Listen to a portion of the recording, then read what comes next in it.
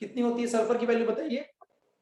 32 20 you होगा, plus oxygen की कितनी होती है? 16 इंटू 4। ठीक है, ध्यान देना, ऑक्सीजन एटम की जो मास होती है, एटॉमिक मास, वो 16 यू होती है, और अगर आप O2 की बात कर रहे हो तब वो 32 हो। ठीक है, यहाँ O2 नहीं है। अगर आप O2 से भी सोचना चाह रहे हो तो आपको फिर 32 इंटू 2 ही करना पड़ेगा, बट वैसे अपन नहीं करें। 16 इंटू 4 जो भी आएगा वो आपका होगा। कितनी आ रही है वैल्यू ये? 64 प्लस 32 96 प्लस 2 98 98। और ये सारे वैल्यूज थोड़े बहुत आप लोग ध्यान में भी रख सकते हो, क्योंकि ये सारे आपको बार बार दिखाई पड़ने वाले हैं आने वाले टाइमिंग के साथ, इसलिए हम लोग वैसे एग्जांपल्स ही ले रहे हैं। कैल्शियम कार्बोनेट क्या होगा बताओ? कैल्शियम की वैल्यू कितनी होती है? 20 40 सिंगल है तो ये इंटू 1 ही हो जाएगा। कार्बन की बताओ? 12 हाँ जी 12 ओके, प्लस ऑक्सीजन कितनी आ रही है वैल्यू? 48 plus 12 60 plus 40 100। ठीक है, ओके। HCl की वैल्यू, तो H की वैल्यू होगी 1 प्लस Cl की वैल्यू होगी 35.5, Cl की वैल्यू होगी 35.5। ठीक है, ये ध्यान देना। तो ये वैल्यू आपके पास कितनी आ जाएगी? 36.5। अच्छा, एक सवाल यहाँ पे आता है, एक सवाल मेरे को बताओ कि अपन लोग एटॉमिक मास जो भी समझे हैं, तो हम लोग एटॉमिक मास को क्या समझते हैं कि हमारा एटॉमिक मास हो गया कि एक एटम का जो मास है, और उसका जो रीजन होता है वो क्या होता है? उसके न्यूक्लियस में कितने सारे प्रोटॉन्स और न्यूट्रॉन्स प्रेजेंट, ऐसा कुछ आता है। और अपन लोगों ने दोनों ही को, मतलब प्रोटॉन को भी न्यूट्रॉन को भी 1 यू एक तरह से बोलकर रखा है, थोड़ा ऊपर होता है, 1.07 आ जाता है। ठीक है, 0007, बट ठीक है वो थोड़ा सा आपका है। बात ये है कि जब हम लोग अपन लोग क्लोरीन की मास ले रहे हैं, एटॉमिक मास, तो एटॉमिक मास यहाँ पे एग्जैक्ट वैल्यू क्यों नहीं आता? बताओ सर, ये एवरेज होता है। तो एवरेज वैल्यू क्यों हमें निकालना पड़ रहा है? सर न्यूट्रॉन का मास शायद डेसिमल में है। ठीक है, आप अगर ये बोल रहे हो कि जो हमारा न्यूट्रॉन है उसका मास थोड़ा हेवी होता है, बट अपन तो दोनों को सेम मानकर भी चल रहे हैं ना, वो तो हम लोग कब से मान रखे हैं। तो ये पूछ रहा हूँ कि ये जो क्लोरीन है एटॉमिक मास 35.5 कैसे आ गया? अगर एटॉमिक मास है तो वो तो एक एग्जैक्ट म्यू आना चाहिए था, यू आपके हिसाब से। सोचो इसके ऊपर थोड़ा, और अपन आने वाले टॉपिक में इसको ही डील भी करने वाले हैं। ठीक है, चलो ये आ गया। अब आते हैं अगले वाले फोर्थ वाले। कॉपर की value 63.5 plus sulphur 32 plus oxygen into 4 plus H2O, सो 5 इंटू H2O का हो गया 18। वैल्यू कितनी आ रही है ये बताओ सॉल्व करके? ये हो गई आपकी 64 plus 90 plus 32, so it will be 95.5। कितनी आ रही है बताओ वैल्यू एग्जैक्ट, जल्दी बताओ। नहीं बताओगे? 249.5। ठीक है, चलिए, तो आपके बात को मैं मान रहा हूँ 249.5 क्यू इसकी।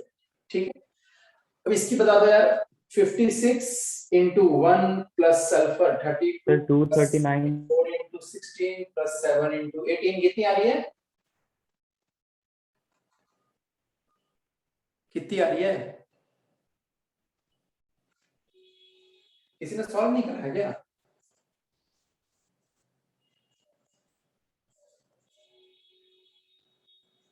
बताइए। 18 इंटू 7 आपका कितना हो जाएगा? 56 प्लस 70 126 126 70 190 222 278 278 आ रही है क्या? Yes sir. ठीक है, चलिए, तो ये आपकी ये टॉपिक पे हम लोग थोड़ी सी बात कर लिए कि ऐसे भी क्वेश्चंस आप कर सकते हैं। चलो एक और क्वेश्चन दे रहे हैं, इसके बाद आप करो। इसके बाद एक और क्वेश्चन करिए।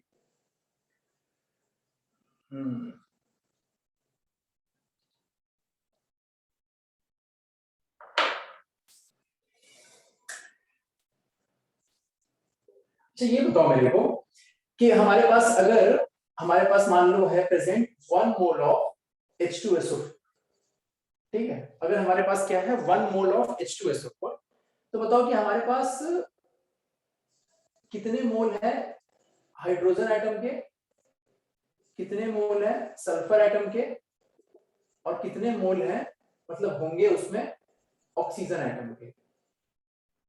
1 मोल H2SO4 हाइड्रोजन अगर एटम हमारे के पास प्रेजेंट है तो इन 2 तीनों मोल, का कितने मोल्स प्रेजेंट, क्या कह सकते हाइड्रोजन के 2 मोल एटम प्रेजेंट हैं, हैं? 2 मोल और सल्फर का 1 मोल ठीक है और ऑक्सीजन का 4 मोल। 4 मोल, ठीक है। ये ध्यान देना आपको कि हमारे पास जो कोई भी एक मॉलिक्यूल है उसमें जितने जितने एटम्स आपको दिख रहे हैं वो भी उतने मोल प्रेजेंट हैं, ठीक है। इसको ऐसे भी कह सकते हैं, अगर मान लो यहां मैं ये नहीं कह रहा हूं कि 1 मोल, यहां मैं कह दे रहा हूं अगर सिर्फ आपका 1 मॉलिक्यूल ऑफ H2SO4, अगर मैं ये कह रहा होता कि 1 मॉलिक्यूल ऑफ H2SO4 है, तो हम लोगों को ये नहीं कह सकते हैं फिर मोल ऑफ H, क्योंकि इतने सारे प्रेजेंट ही नहीं है वहां पे। हमें ये भी क्या कहना पड़ेगा, हमें कहना पड़ जाएगा एटम्स, ठीक है, कि हाउ मेनी एटम्स ऑफ ये, atoms of sulphur, atoms of oxygen, और फिर आंसर आपका होगा 2 1 एंड 4। समझ लो, अगर मॉलिक्यूल की बात कर रहे हैं तो कई एटम्स का हमें चलना होगा, और अगर उससे ऊपर की बात कर रहे हैं, मोल की बात कर रहे हैं, तो सामने वाला भी हमारा मोल्स में ही प्रेजेंट होगा। ओके चलिए, अब इसके बाद एक और क्वेश्चन करिए थोड़ा। ये क्वेश्चन तो कुछ था ही नहीं, ये तो बस आपको समझाने के लिए कंफ्यूजन ना हो। कैलकुलेट करना है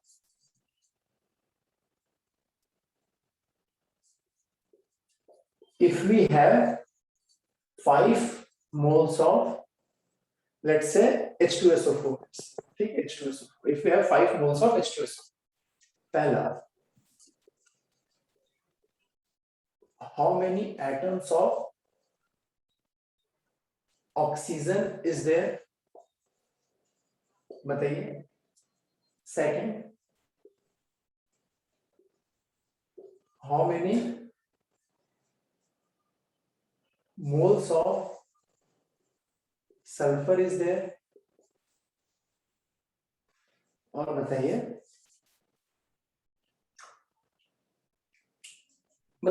ये दोनों ही पहले बताइए।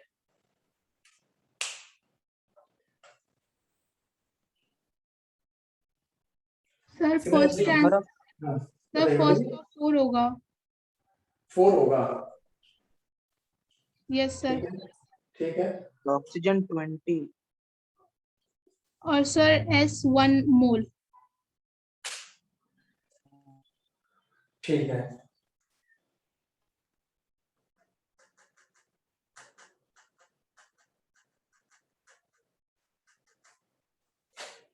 बताइए फर्स्ट वाले का आंसर बताइए जल्दी से।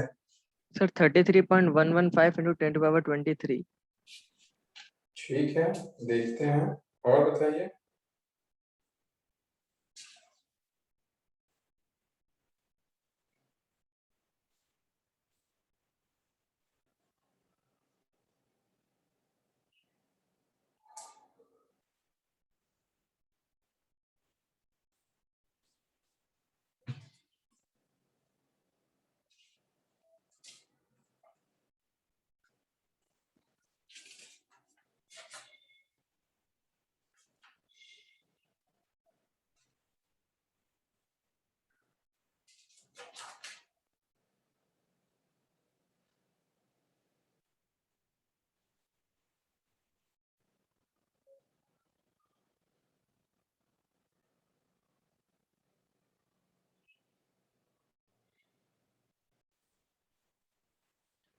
बताइए, इसके बाद एक और क्वेश्चन लिखिए। How many electrons are present इन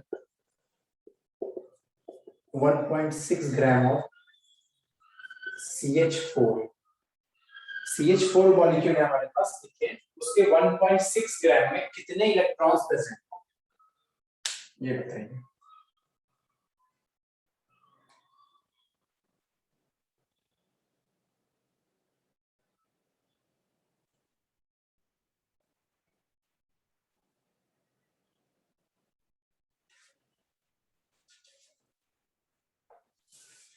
और क्वेश्चंस में देख रहा हूँ, आप बताइए ये दोनों।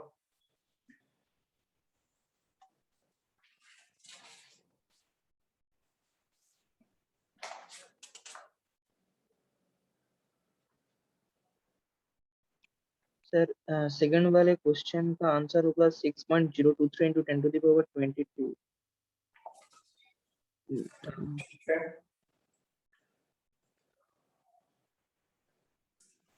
अच्छा एक और क्वेश्चन लिखिए। Find the charge on 1 gram ion, find the charge on, find out the charge on 1 gram ion of N3 minus in coulombs,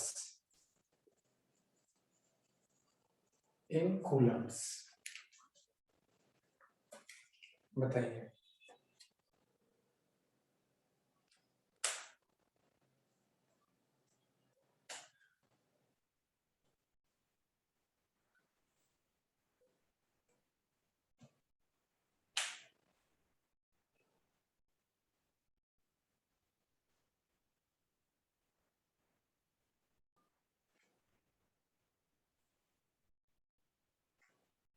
क्या हुआ, किसी का आया? चलो फर्स्ट वाले से सॉल्व करते हैं। फर्स्ट वाले में क्या है हमारा, पहले सेकंड वाला कर लेते हैं, बहुत सिंपल है। ठीक है, हमारे पास H2SO4 के 5 मोल्स प्रेजेंट है। अगर इसके 5 मोल्स हमारे पास प्रेजेंट है तो how many moles of sulphur is there? तो सल्फर के कितने मोल्स होंगे? सिंगल इसके एक मोल में सल्फर का भी एक ही मोल प्रेजेंट होगा। और हमारे पास है कितने मोल?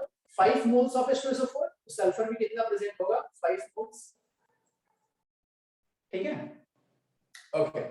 फिर हमारे पास क्या है, हाउ मेनी एटम्स ऑफ, क्या हुआ बोलिए, कोई doubt? No sir. Okay, how many atoms of oxygen is there? How many atoms, कितने एटम्स प्रेजेंट? तो हम लोग को ये देखना होगा पहले H2SO4 के एक मॉलिक्यूल में 4 एटम्स प्रेजेंट है ऑक्सीजन के। H2SO4 के एक मॉलिक्यूल, ठीक है, 4 है। अच्छा, अगर हमारे पास H2SO4 का एक मोल प्रेजेंट होगा, H2SO4 का जो मॉलिक्यूल का एक मोल प्रेजेंट होगा, तो हमारे पास जो एटम्स होंगे ऑक्सीजन के वो भी कितने प्रेजेंट होंगे? 4 मोल्स प्रेजेंट। ठीक है, उसके 1 मोल में, H2SO4 के आपके 1 मोल में ऑक्सीजन के 4 मोल्स प्रेजेंट, और उसके हैं कितने मोल्स? 5 मोल्स। तो ऑक्सीजन की आपके कितने मोल्स हो जाएंगे? ऑक्सीजन के मोल्स हो जाएंगे 20। ऑक्सीजन के मोल्स हो जाएंगे 5 into 4 20 मोल्स। आपसे मोल्स नहीं पूछा, आपसे क्या पूछा? Number of atoms. तो इसी मोल को हमें क्या करना होगा? Na से मल्टीप्लाई करना। We will have to multiply this value 20 with Na, Avogadro's number, क्योंकि एक मोल में इतने सारे एटम्स होंगे। ठीक है, चलिए इसी तरीके से अगर थर्ड वाले की बात करें तो क्या होगा? How many atoms of hydrogen is there? बताइए क्या वैल्यू होगा इस केस में? Sir 2 into 5 into Avogadro number। बिल्कुल ठीक है, क्योंकि इसके एक मोल में हाइड्रोजन के 2 मोल प्रेजेंट हों और इसके 5 मोल्स हैं, तो इसके 2 into 5 होंगे इतने मोल्स ऑफ एटम। बट आपको नंबर ऑफ एटम्स पूछा है तो एवोगैड्रो नंबर से मल्टीप्लाई कर। ठीक है, ये आ गया। ओके, ये बताइए सेकंड वाला क्वेश्चन किसी का बना? क्या आ रहा answer?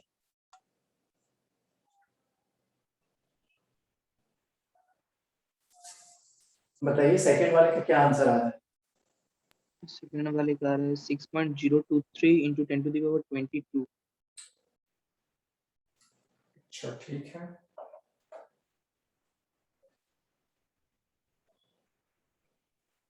So 6.022 into 10 to the power 23 electrons. ठीक है, हमें निकालना है total electrons present in 1.6 gram of CH4। Okay, तो पहले हम लोग ये देख लेते हैं 1.6 ग्राम ऑफ CH4 में कितने मोल प्रेजेंट है? CH4 के कितने मोल प्रेजेंट है? 0.1 मोल। 0.1 मोल ऑफ CH4 अपन ये कह सकते हैं, इतना प्रेजेंट है 0.1 मोल। ठीक है, 0.1 मोल का मतलब हो गया कि कितने सारे मॉलिक्यूल्स होंगे CH4 को? बताओ बताओ कितने मॉलिक्यूल्स होंगे CH4 के? 6.02 into 10 to the power 22. 22 है ना? ठीक है, इतने मतलब कि मॉलिक्यूल्स आपके प्रेजेंट है CH4 के। ओके, और हम लोग देख सकते हैं कि CH4 के एक मॉलिक्यूल में कितने इलेक्ट्रॉन होते हैं? CH4 के एक मॉलिक्यूल में कितने इलेक्ट्रॉन होते हैं? कार्बन है और हाइड्रोजन है। कार्बन के पास 6 इलेक्ट्रॉन्स होंगे और हाइड्रोजन के पास होता है 1, और कितने हाइड्रोजन है? 4। ये कितना हो गया? वैल्यू 10। मतलब हम लोग क्या कह सकते हैं, CH4 के एक मॉलिक्यूल में टोटल 10 इलेक्ट्रॉन्स प्रेजेंट होते हैं एक मॉलिक्यूल में, और हमारे पास है कितने molecules? 6 into 10 to the power 22। इसको 10 से मल्टीप्लाई करेंगे, वैल्यू क्या आ जाएगा? 10 to the power 23। तो ये क्या आ गया? These many number of electrons will be there in 1.6 gram of CH4। ठीक है, क्या करा हम लोगों ने?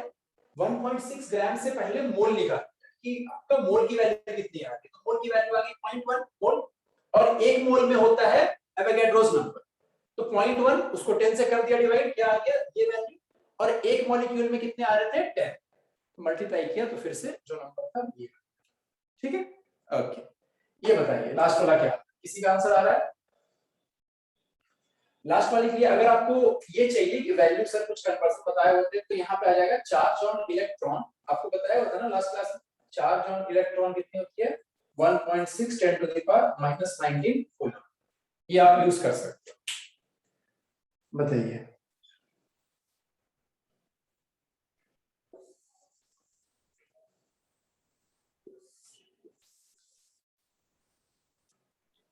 Sir, 2.89 into 10 to the power 5 coulomb. अच्छी बात है, ठीक है, देखते हैं क्या आ रही है आपके। हाँ ठीक है, आपका आंसर तो चलिए उसको भी सॉल्व करते हैं।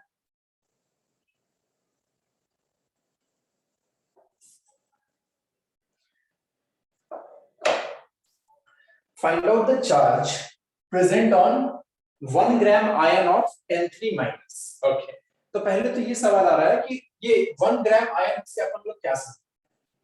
तो कुछ नहीं, जैसा हम लोग समझते थे 1 ग्राम एटम से, जैसा हम लोग समझा करते थे 1 ग्राम मॉलिक्यूल से, सिमिलरली यहाँ पे ये क्या है? आयन है, तो उसको भी सेम तरीके से सेम स्टाइल से एक्सप्रेस कर रहा है कि आपका 1 ग्राम आयन। तो ये तो हम लोग समझ गए, और ये तीनों का मतलब क्या होता है आपका? 1 मोल। अपन लोग सिंपल में क्या समझेंगे? 1 मोल, इन तीनों का ही मतलब। ठीक है, ओके। तो बेसिकली हम लोगों से क्या पूछ रहा है? 1 मोल कैसे हो जाता है? 1 मोल कैसे हुआ? लास्ट क्लास आपने करा था? Yes sir. तो लास्ट क्लास आपने करा, तो लास्ट क्लास में हम लोगों ने ये बात करी थी ना कि आपका जो ग्राम एटॉमिक मास है, चाहे जो भी आपका है, उसको हम लोग 1 मोल ही बोल रहे होते हैं। देखो ये बात अच्छी समझो, अगर हम लोग ये बोलते हैं आपका ग्राम एटॉमिक, इसी को अपन लोग क्या बोलते हैं? Molar mass. और अगर यहाँ पे वो कह रहा है आपको ग्राम एटम, तो ये बेसिकली किसको कह रहा है? मोल को कह रहा है। Yes sir. ठीक है, सिमिलरली अगर वो क्या कह रहा है? ग्राम मॉलिक्यूल भी कह रहा है, तो कुछ नहीं, वो बस आप इस टर्म को रिप्लेस करके वहां मोल पुट कर दो और स्टेटमेंट को पढ़कर देखो क्या समझ आता है, फिर आपके लिए स्टेटमेंट और इजी हो जाएगा। ठीक है, तो ये जो 1 ग्राम आयन था, मैंने क्या किया, इस ग्राम आयन को हटा करके यहाँ पे मोल लगा दिया, बस। अब देखो कितना आसान लग रहा है पढ़ने में अपने को। Find out the charge on 1 mole of N3 minus. चलो बहुत आसान, ठीक है, अच्छी बात है। हमसे पूछा गया है आपके 1 मोल ऑफ N3 माइनस के कितना चार्ज है। हम लोग पहले ये देख लेते हैं 1 मोल N3 माइनस में कितने N3 माइनस होंगे। कितने होंगे भाई? Avogadro's number. ठीक है, इतने सारे N3 माइनस होंगे। ओके, और एक N3 माइनस पे कितना चार्ज है? 3। एक N3 माइनस पे कितना चार्ज है? 3। तो ये हमारा हो गया आंसर। ठीक है, बट ये जो आप अभी बता दिए हो, ये आपका एक तरह से आप कह सकते हो इलेक्ट्रॉन के टर्म्स में आपका आंसर है। ठीक है, कि आपके 1 मोल ऑफ N3 माइनस के पास इतने सारे इलेक्ट्रॉन्स प्रेजेंट होंगे एक्सिस में, ये उसका आंसर हुआ। आपसे पूछा गया चार्ज कितना होगा, तो कोई दिक्कत नहीं है, एक इलेक्ट्रॉन जो है उस पे कितना चार्ज होता है, मल्टीप्लाई कर देते हैं। 1.6 10 to the power -19।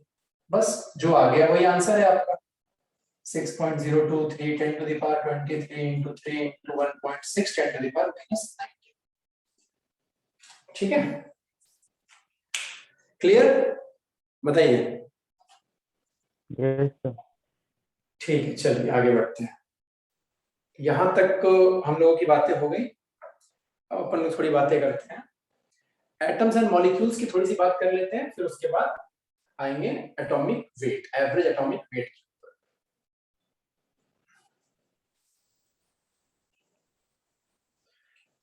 अच्छा चलो, अब बताओ कि एटम्स और मॉलिक्यूल्स से क्या समझते हैं? आप लोग सोच रहे हो सर इतना सारा पढ़ लिए हैं, अब पूछ रहे हैं आप कि एटम्स एंड मॉलिक्यूल्स क्या होती है।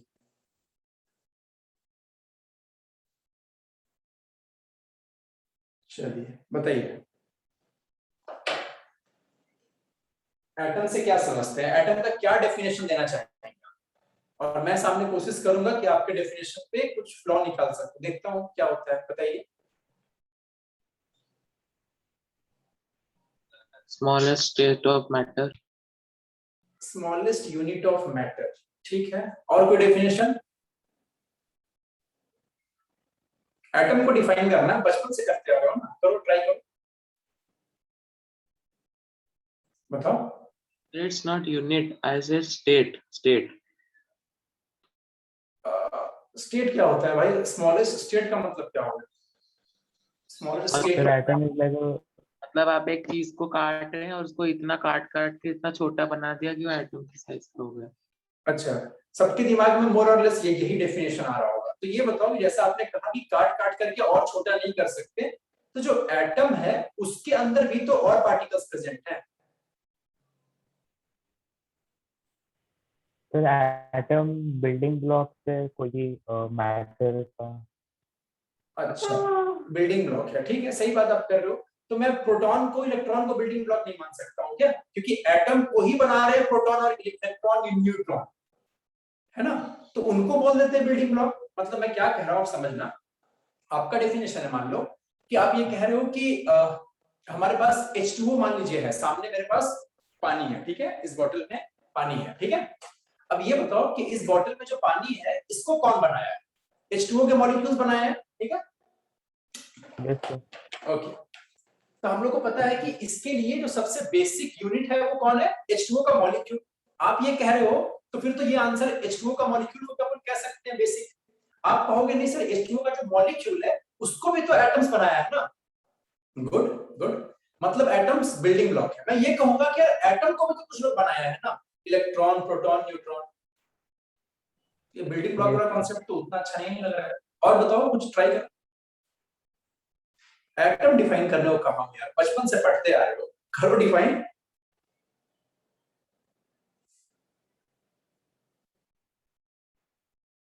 ट्राई करो, कम से कम 2 लोग ट्राई तो करें, बाकी लोग भी ट्राई करो यार। जल्दी बताओ क्या समझ में आता है, एटम्स से क्या दिमाग में आता है?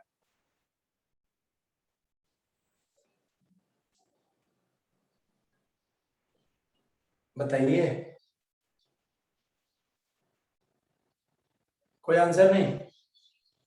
तो यार एटम ऐसे, हाँ, वो है जिनका केमिकल प्रॉपर्टी मतलब सेम होता है, लाइक कार्बन का अलग है, तो मतलब एटम वो है जिसका अलग अलग प्रॉपर्टी होता है।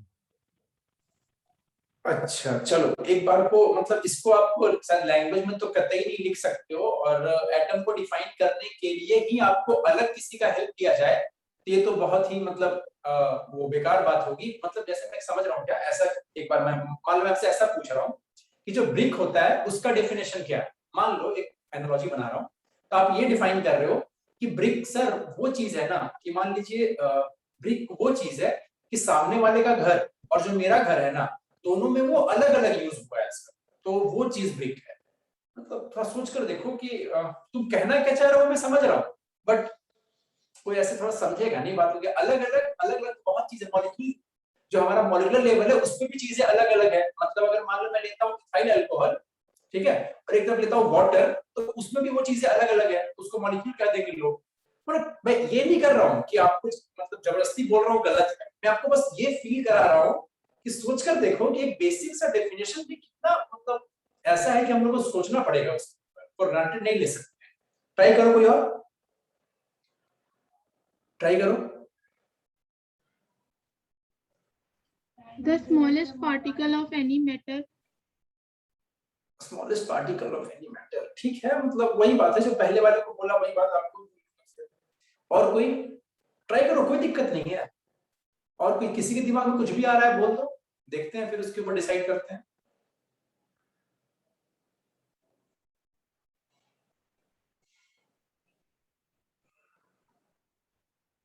नहीं आ रहा है, ठीक है, चलो आगे बढ़ते हैं। तो बेसिकली फिर आप लोग सोचो, फिर आप लोग क्या कर रहे हो। आप लोग कुछ यहाँ पे कुछ लोग ऐसे हो जो कि पास आउट वाले हो, मतलब 9th-10th में तो पढ़ ही लिए, 11th-12th में पढ़े हैं, और कुछ लोग 11th वाले हो जो कि बचपन से पढ़ते आ रहे हो भाई एटम्स।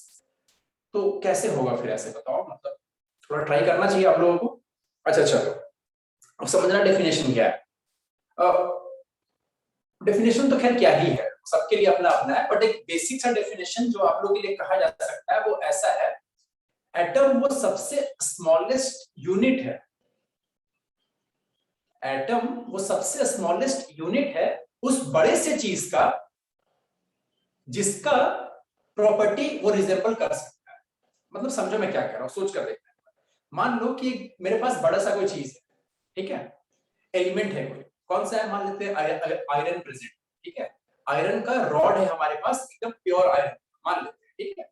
तो उस प्योर आयरन का रॉड जो है, उसका रिएक्शन, उसका रस्टिंग का प्रॉपर्टी, उसकी जितने सारे प्रॉपर्टीज होंगे, उसका एक अपना प्रॉपर्टी है। तो उस मटेरियल को अपन कितना छोटा करते जाए कि वो आखिरी कौन होगा जो उस प्रॉपर्टी को रिजेंबल कर सकता है, मतलब वो बता सकता है कि हाँ मैं इस फैमिली से, वो होगा एटम।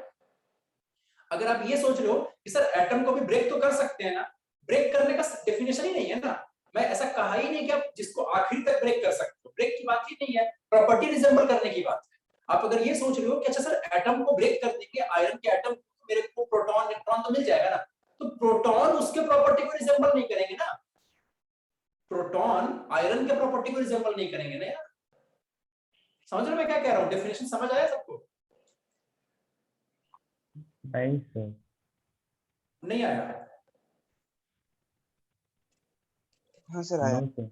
समझ रहे हो ना, एटम वो सबसे छोटा यूनिट है जो एक बड़े यूनिट के प्रॉपर्टी को रिजेंबल कर देगा, सबसे स्मॉलेस्ट। उससे छोटा करोगे तो प्रॉपर्टी रिजेंबल कोई नहीं करेगा, फिर वो ब्रेक तो भले ही करेगा, प्रॉपर्टी नहीं दिखाएगा यार कोई। ये होगा आपका एटम का डेफिनेशन, ठीक है, अच्छी बात। बट सर ऐसे थोड़ा सा और कुछ एडवांस डेफिनेशन नहीं है क्या? है। Atom is the smallest unit of matter you can say which can maintain its identity in a chemical reaction। मतलब क्या बोल दिया सर आपने, देखो क्या मैं बोला, एटम वो सबसे छोटा यूनिट नहीं है, एटम सबसे छोटा यूनिट नेचर में नहीं है, उससे छोटे लोग मतलब हम लोगों को पता चल चुका है, इलेक्ट्रॉन प्रोटॉन सब है, बट एक केमिकल रिएक्शन में एटम ही है सबसे छोटा जो अपने आइडेंटिटी को मेंटेन कर पाता है पूरे रिएक्शन के थ्रू। कहने का मतलब क्या है, मान लो मेरे पास कोई भी रिएक्शन है, सिंपल सा इंग्रेडिएंट है H2O2 H2, यही मान, ठीक है, अच्छी बात है, ठीक है। अब देखो क्या हुआ इस रिएक्शन में, हुआ क्या है, पहले एक क्या प्रेजेंट था, H2 मान लेते हैं, ऐसा बॉन्डिंग मेरे को दिखाने का मन नहीं है बट ऐसा मान लो, ठीक है, क्लास 9 में थोड़े बहुत पढ़े होंगे ना, तो ऐसा कुछ बॉन्डिंग, ठीक है। ये हुआ ऑक्सीजन, तो इसके बीच में क्या डबल बॉन्ड, ऐसा हम लोग बचपन में पढ़ते हैं। तो हाइड्रोजन आपका इस फॉर्म में, ऑक्सीजन आपका इस फॉर्म में, ठीक है, और जो H2O है वो बिल्कुल अलग फॉर्म में है, वो कुछ ऐसा आपको दिखेगा, ठीक है, सब बाद में अपन पढ़ लेंगे, ये कुछ ऐसा आपको दिखाई पड़ेगा, ठीक है। अब सोच कर देखो, H2 जो था वो क्या था, एक मॉलिक्यूल था, H2 मान लेते हैं एक मॉलिक्यूल था। तो ये रिएक्शन होने के बाद RHS में, मतलब प्रोडक्ट जब फॉर्म हुआ, तो वहां पे H2 के नाम का कोई भी इंसान प्रेजेंट है, ये बताओ, H2 नाम का कोई भी इंसान प्रेजेंट है इस साइड,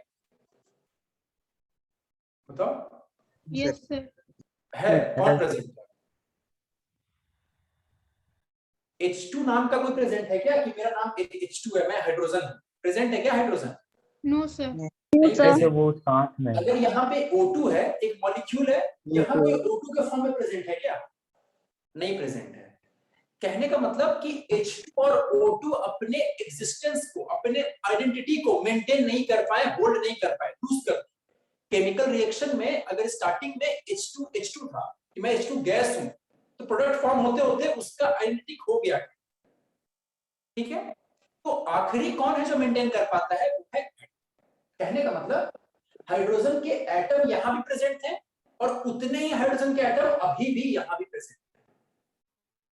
ऑक्सीजन के एटम यहां भी प्रेजेंट है और वही अभी भी यहां भी प्रेजेंट है।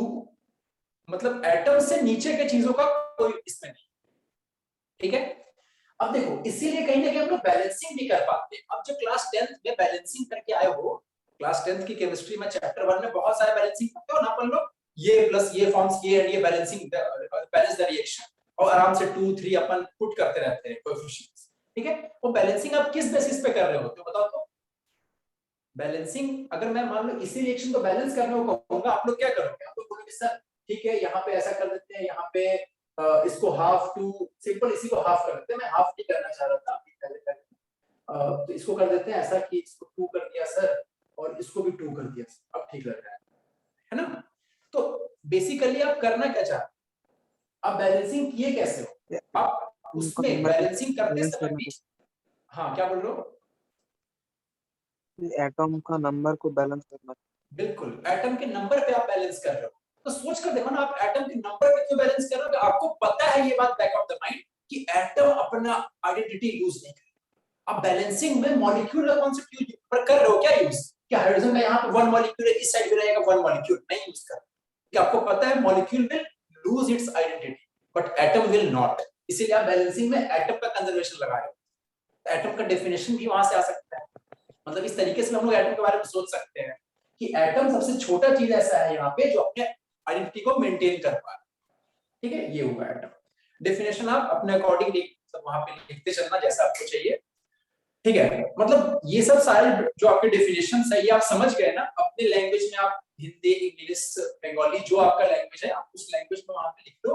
और जो बोर्ड्स में आपको डेफिनेशन लिखनी होगी वो तो भैया एनसीईआरटी से ही आपको लिखनी होगी। जो क्लास 11th वाले हैं वो लोग सुन लीजिए, ठीक है। और जो पास आउट वाले हैं उनको डेफिनेशन से मतलब नहीं। चलिए आगे बढ़ते हैं। ये हो गया आपके पास। हाँ, कोई सवाल किसी को? नहीं, ओके। और एक चीज समझते हैं, एटम का इंडिविजुअल मतलब अकेला एग्जिस्टेंस पॉसिबल नहीं है, मतलब नहीं बनता है।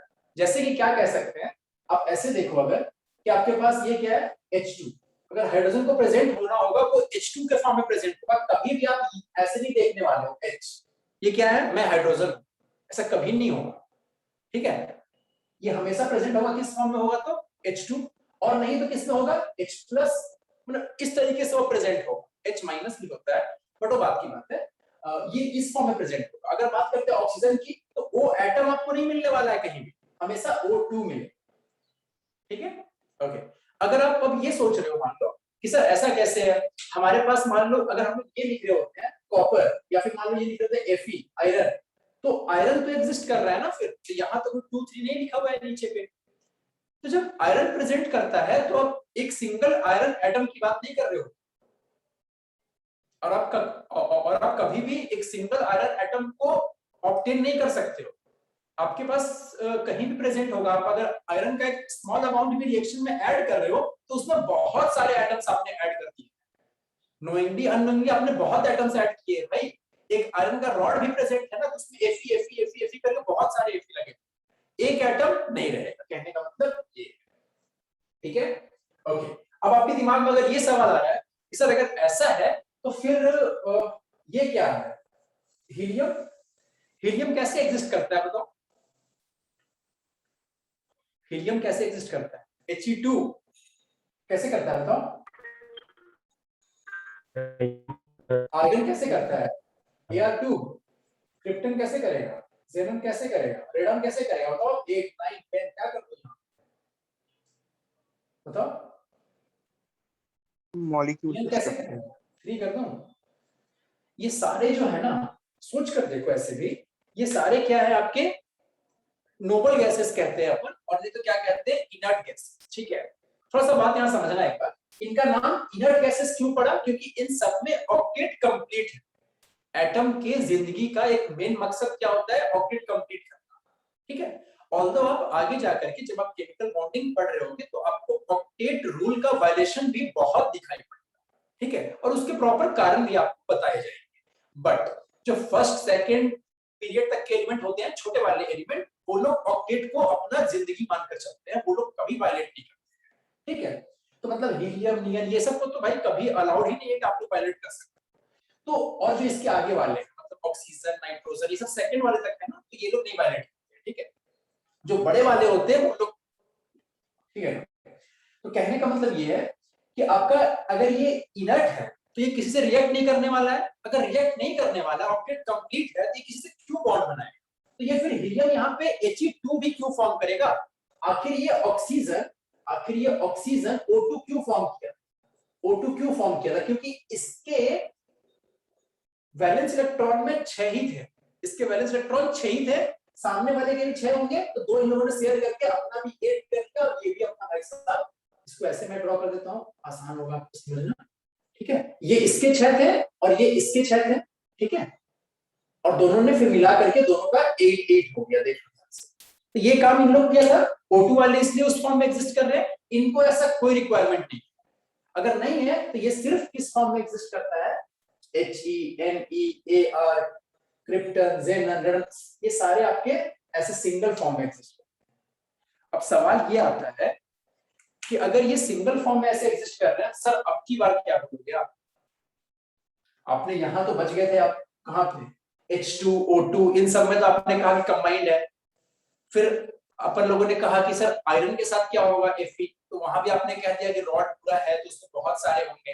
अब की बार आप क्या कहोगे? सर अब की बार तो फंस गए आप, बताइए। इसका कोई जवाब है आपके पास? आप लोगों के पास जवाब है कोई? फिर नोबल गैस कॉन्फ़िगरेशन वाला। क्या बोल रहे हो? Noble gas? तो नोबल गैस जिसका प्रॉपर्टी है उसको डिफाइन कर सकते हैं एज एटम। नहीं वो तो ठीक है, बट मैं ये कह रहा हूँ फिर ये तो एटम एग्जिस्ट कर गया ना सिंगल एटम के फॉर्म में।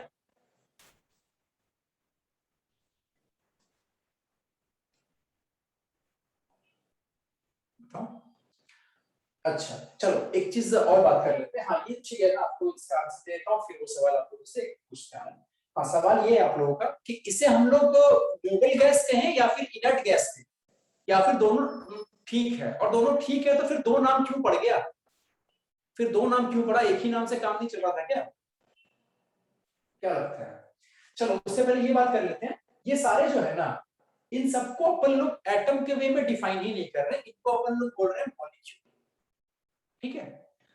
और यहीं से मॉलिक्यूल का डेफिनेशन के हम लोग समझ। तो मॉलिक्यूल आपके ऐसे हो गए, मॉलिक्यूल्स आपके ऐसे हो गए, इनका डेफिनेशन क्या है? जो इंडिपेंडेंटली एग्जिस्ट कर सकता है। Molecules are those smallest particle of the matter, ऐसा, ठीक है, व्हिच कैन एग्जिस्ट इंडिपेंडेंटली। ठीक, मतलब H2O का एक मॉलिक्यूल एग्जिस्ट कर सकता है, NH3 का एक मॉलिक्यूल एग्जिस्ट कर सकता है, क्योंकि इनका ऑक्टेट सब कुछ कंप्लीट है इसके अंदर, बिल्कुल स्टेबल है ये। बट अगर O एटम की बात करते हैं, इसके अंदर नहीं है ऑक्टेट कंप्लीट, ये पंगे में है, ये कौन बनाना चाह रहा है, तो ये नहीं कुछ करेगा, ठीक है। तो मॉलिक्यूल हो गया स्मॉलेस्ट जो एग्जिस्ट कर सकता है, और ये लोग भी एग्जिस्ट कर ही रहे हैं, तो इनको भी हम लोग क्या बोल रहे हैं? मॉलिक्यूल। और साथ में क्या बोल देंगे, क्योंकि अब समझने वाली बात ये है, ये एग्जिस्ट कर रहा है इस फॉर्म में, मान लो आर्गन, आपका ऑक्सीजन जो है O2, उसको भी क्या बोलेंगे? मॉलिक्यूल, क्योंकि वो उसी फॉर्म में एग्जिस्ट करता है। अच्छा, अगर इसके बाद O3 की बात करें, ओजोन की, तो वो भी क्या आपको O3 फॉर्म में एग्जिस्ट कर रहा है, अच्छी बात। P4 की बात करें, फास्फोरस की, वो इस फॉर्म में एग्जिस्ट करता है, ठीक है, इसकी एक मॉलिक्यूल की। सल्फर की एसिड फॉर्म में करती है, मतलब ऐसा करके। तो इन सबको क्या बोलेंगे अपन? इसे बोल देंगे क्या?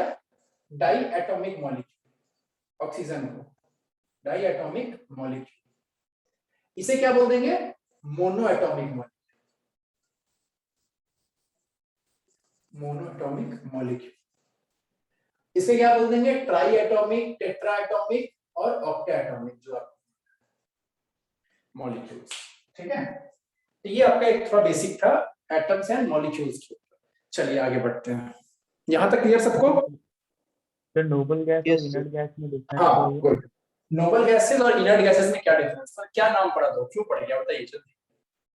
क्या लगता है आप लोगों को? देखो पहले इनका नाम था इनर्ट गैसेस, ठीक है ना, इनको हम लोग क्या कहते थे, इनर्ट गैसेस। क्यों भाई, नाम में ही सब कुछ छिपा हुआ है, इनर्ट है भैया, हम लोग रिएक्शन नहीं करते हैं, और क्या हमारे परिवार में, हमारे खानदान में ऐसा कोई नहीं करता है, हम लोग बिल्कुल मतलब अलग से हैं एकदम, प्योरिटी के नेक्स्ट लेवल पे प्रेजेंट क्या डेफिनेशन है प्योरिटी का, ठीक है। तो ये नहीं कुछ करता है ऐसा। इनका नाम क्या था, इनर्ट गैस, बहुत अच्छी बात, सबको ठीक लगा। बट फिर क्या देखा गया, जो नीचे वाले एलिमेंट्स है ना, मतलब हीलियम, नियन, आर्गन, ये सारे नहीं, बट उसके नीचे जो है क्रिप्टन, ज़ेनन, इनके कंपाउंड्स देखे गए। मतलब कि इन लोगों को कहीं पे रंगे हाथों पकड़ लिया गया कि भाई तुम तो बड़ा ज्ञान देते थे, बॉन्डिंग नहीं बनाते हैं, ये क्या कर रहे हो तुम। तब फिर पता चला लोगों को कि वो बोला कि यार ऐसे थोड़ी अपन करें, मतलब बहुत ज्यादा मतलब लगातार अपन ऐसा कुछ काम किए। तो इनको क्या कहा गया, समझना एक बात यहाँ पे, कि अब ये पूरे फैमिली को अपन लोग इनर्ट कहना बंद कर दिए। कुछ लोग अभी भी कह रहे हैं और कहना सही भी है एक हद तक, ठीक है, बट फिर हम लोगों ने कहा कि इनको इनर्ट कहना पूरी तरह सही नहीं हो, इसके कुछ नीचे के मेंबर्स जो है वो रिएक्शन में पार्टिसिपेट कर जा रहे हैं, वो लोग अपना कंपाउंड फॉर्म कर दे रहे हैं, ठीक है। तो हम लोगों ने इनका नाम क्या कह दिया कि आपको नोबल गैसेस, इनका नाम एक नोबल गैसेस इसलिए पड़ गया, ये पूरा इनर्ट ये लोग नहीं है। और हाँ एक बात और, कि जो आपके क्रिप्टन, ज़ेनन जो मेन है, और ज़ेनन के कंपाउंड्स आपको पढ़ने भी है। क्लास 12 में आप जब जाओगे, जब आप पढ़ोगे 18th ग्रुप, तो आपको वहां पे ज़ेनन के कंपाउंड पढ़ने भी, ठीक है। अब यहाँ पॉइंट ये है कि ज़ेनन के आप जब कंपाउंड देखोगे ना, तो एक अच्छी बात क्या होगी, आप जहां भी पढ़ोगे कोई दिक्कत नहीं है, जब भी पढ़ोगे एक बात ध्यान रखना, आप जो ज़ेनन के कंपाउंड देखोगे ना, वो सिर्फ आप आइदर देखोगे ऑक्सीजन के साथ या फिर आप देखोगे फ्लोरीन के साथ। समझना बात को, ज़ेनन जो होगा वो आइदर कंपाउंड से फॉर्म करेगा फ्लोरीन के साथ या फिर ऑक्सीजन के साथ। ऐसा इसलिए क्योंकि फ्लोरीन और ऑक्सीजन जो है ना, वो रैंक 1 और रैंक 2 के इलेक्ट्रोनेगेटिव एटम्स। मतलब अगर अपन बात करते हैं पूरे टेबल में, पूरे पीरियोडिक टेबल में सबसे ज्यादा इलेक्ट्रोनेगेटिव कौन है, फ्लोरीन। सेकंड में कौन है, ऑक्सीजन। थर्ड में कौन है, नाइट्रोजन। फिर कौन है, सल्फर, फास्फोरस, ऑर्डर कुछ ऐसा है, ठीक है। तो टॉप 3 तो भैया ध्यान, टॉप 3 आपको बार बार काम पड़ेगा कि अपन जब हाइड्रोजन बॉन्डिंग और सब कुछ जब बात करेंगे ना, सब में ये 3 का नाम आता है, फ्लोरीन टॉप, ऑक्सीजन और नाइट्रोजन, कम से कम ये 3 ध्यान रखना। उसके बाद के लिए सल्फर एक ध्यान रखना, ठीक है। तो बात ये आ रही है कि जो ज़ेनन है ना, वो सिर्फ ऊपर के 2 जो है फ्लोरीन और ऑक्सीजन, उनके साथ ही कंपाउंड बना रहा है। क्यों, समझ कर देखो, अगर फ्लोरीन और ऑक्सीजन बहुत ही ज्यादा इलेक्ट्रोनेगेटिव है, इलेक्ट्रोनेगेटिव कहने का मतलब इलेक्ट्रॉन को खींचना चाहता है कि इलेक्ट्रॉन खींच लूंगा, मतलब सामने वाले को इलेक्ट्रॉन देने के लिए मजबूर कर देता है ये। और ज़ेनन और क्रिप्टन जो लोग हैं, ज़ेनन को क्या वो लोग कंप्लेन भी क्या कर रहे हैं, यार हम लोग ठीक थे, हम लोग इनर्ट ही थे, बट ये दोनों लोगों ने आकर के मेरे को मजबूर कर दिया बॉन्ड बनाने, ठीक है। और वो क्यों मजबूर कर पा रहे हैं, आप समझ पा रहे हो, वो दोनों मोस्ट इलेक्ट्रोनेगेटिव है। तो कोई भी फालतू के साथ वो लोग नहीं बनाएंगे कंपाउंड, नहीं, बिल्कुल नहीं, बट ये दोनों मजबूर कर रहे हैं। ध्यान रखना, ये जो भी रहे, एक ये पॉइंट आपको थोड़ा काम आएगा अभी तक। ज़ेनन का कंपाउंड पढ़ोगे और ज़ेनन का कंपाउंड पिछले मान लो ना, हर अल्टरनेट ईयर में जेईई एडवांस में क्वेश्चन ज़ेनन के कंपाउंड से आता ही, सोच लो। और जबकि वो कितना सिंपल सा चीज आपके लिए होगा कि वो सिर्फ फ्लोरीन और ऑक्सीजन के साथ ही कंपाउंड बना रहा है, तो उसके बहुत सारे रिएक्शंस भी आपको नहीं पढ़ने होंगे। कि लोग जो कंप्लेन करते हैं कि सर इनऑर्गेनिक में बहुत ज्यादा रिएक्शंस हो जाते हैं, तो कैसे पढ़ेंगे, वो भी उतना कंप्लेन नहीं आएगा। चलो आगे बढ़ते हैं, ये तो बात की बनाते हैं। तो बट फिर वही ज़ेनॉन की जगह से ज़ेनॉन मतलब रिएक्ट कर रहा है, बट हाँ। हीलियम नहीं कर रहा है, तो सर हीलियम में ऐसा क्या खास है कि वो नहीं कर पा रहा है? अच्छा चलो, अब यही बात है, इसका जवाब तो भाई मेरे को देने का कोई रिस्पांसिबिलिटी नहीं है, ठीक है, कि हीलियम क्यों कर रहा है और मतलब क्यों नहीं कर रहा है और नीचे वाले क्यों कर रहे हैं। बट आप एक छोटा चीज सोचकर देखो, हीलियम कैसा है, सोच कर देखो, नॉर्मल सा यार, हीलियम कैसा है, ऐसा, ठीक है, ऐसा कुछ रहेगा इसका हालचाल, ठीक है। जो ज़ेनन, क्रिप्टन ये लोग हैं, ये लोग का क्या हाल, ऐसा कुछ हालचाल रहेगा इनका, ऐसा ऐसा करके पूरा भरा रहेगा इधर, ठीक है, ऐसा सा। इसमें तो कम से कम कर दूंगा 8 3 4 5 6 7, ऐसा कुछ हालचाल रहेगा। अब बताओ, कोई अगर यहाँ पे फ्लोरीन आ रहा है कोई भी, या फिर ऑक्सीजन आ रहा है, इसके पास भी आ रहा है, अब बताओ इलेक्ट्रॉन खींचना हमेशा सबसे ज्यादा आसान कहां से होता है, अगर न्यूक्लियस दूर हो।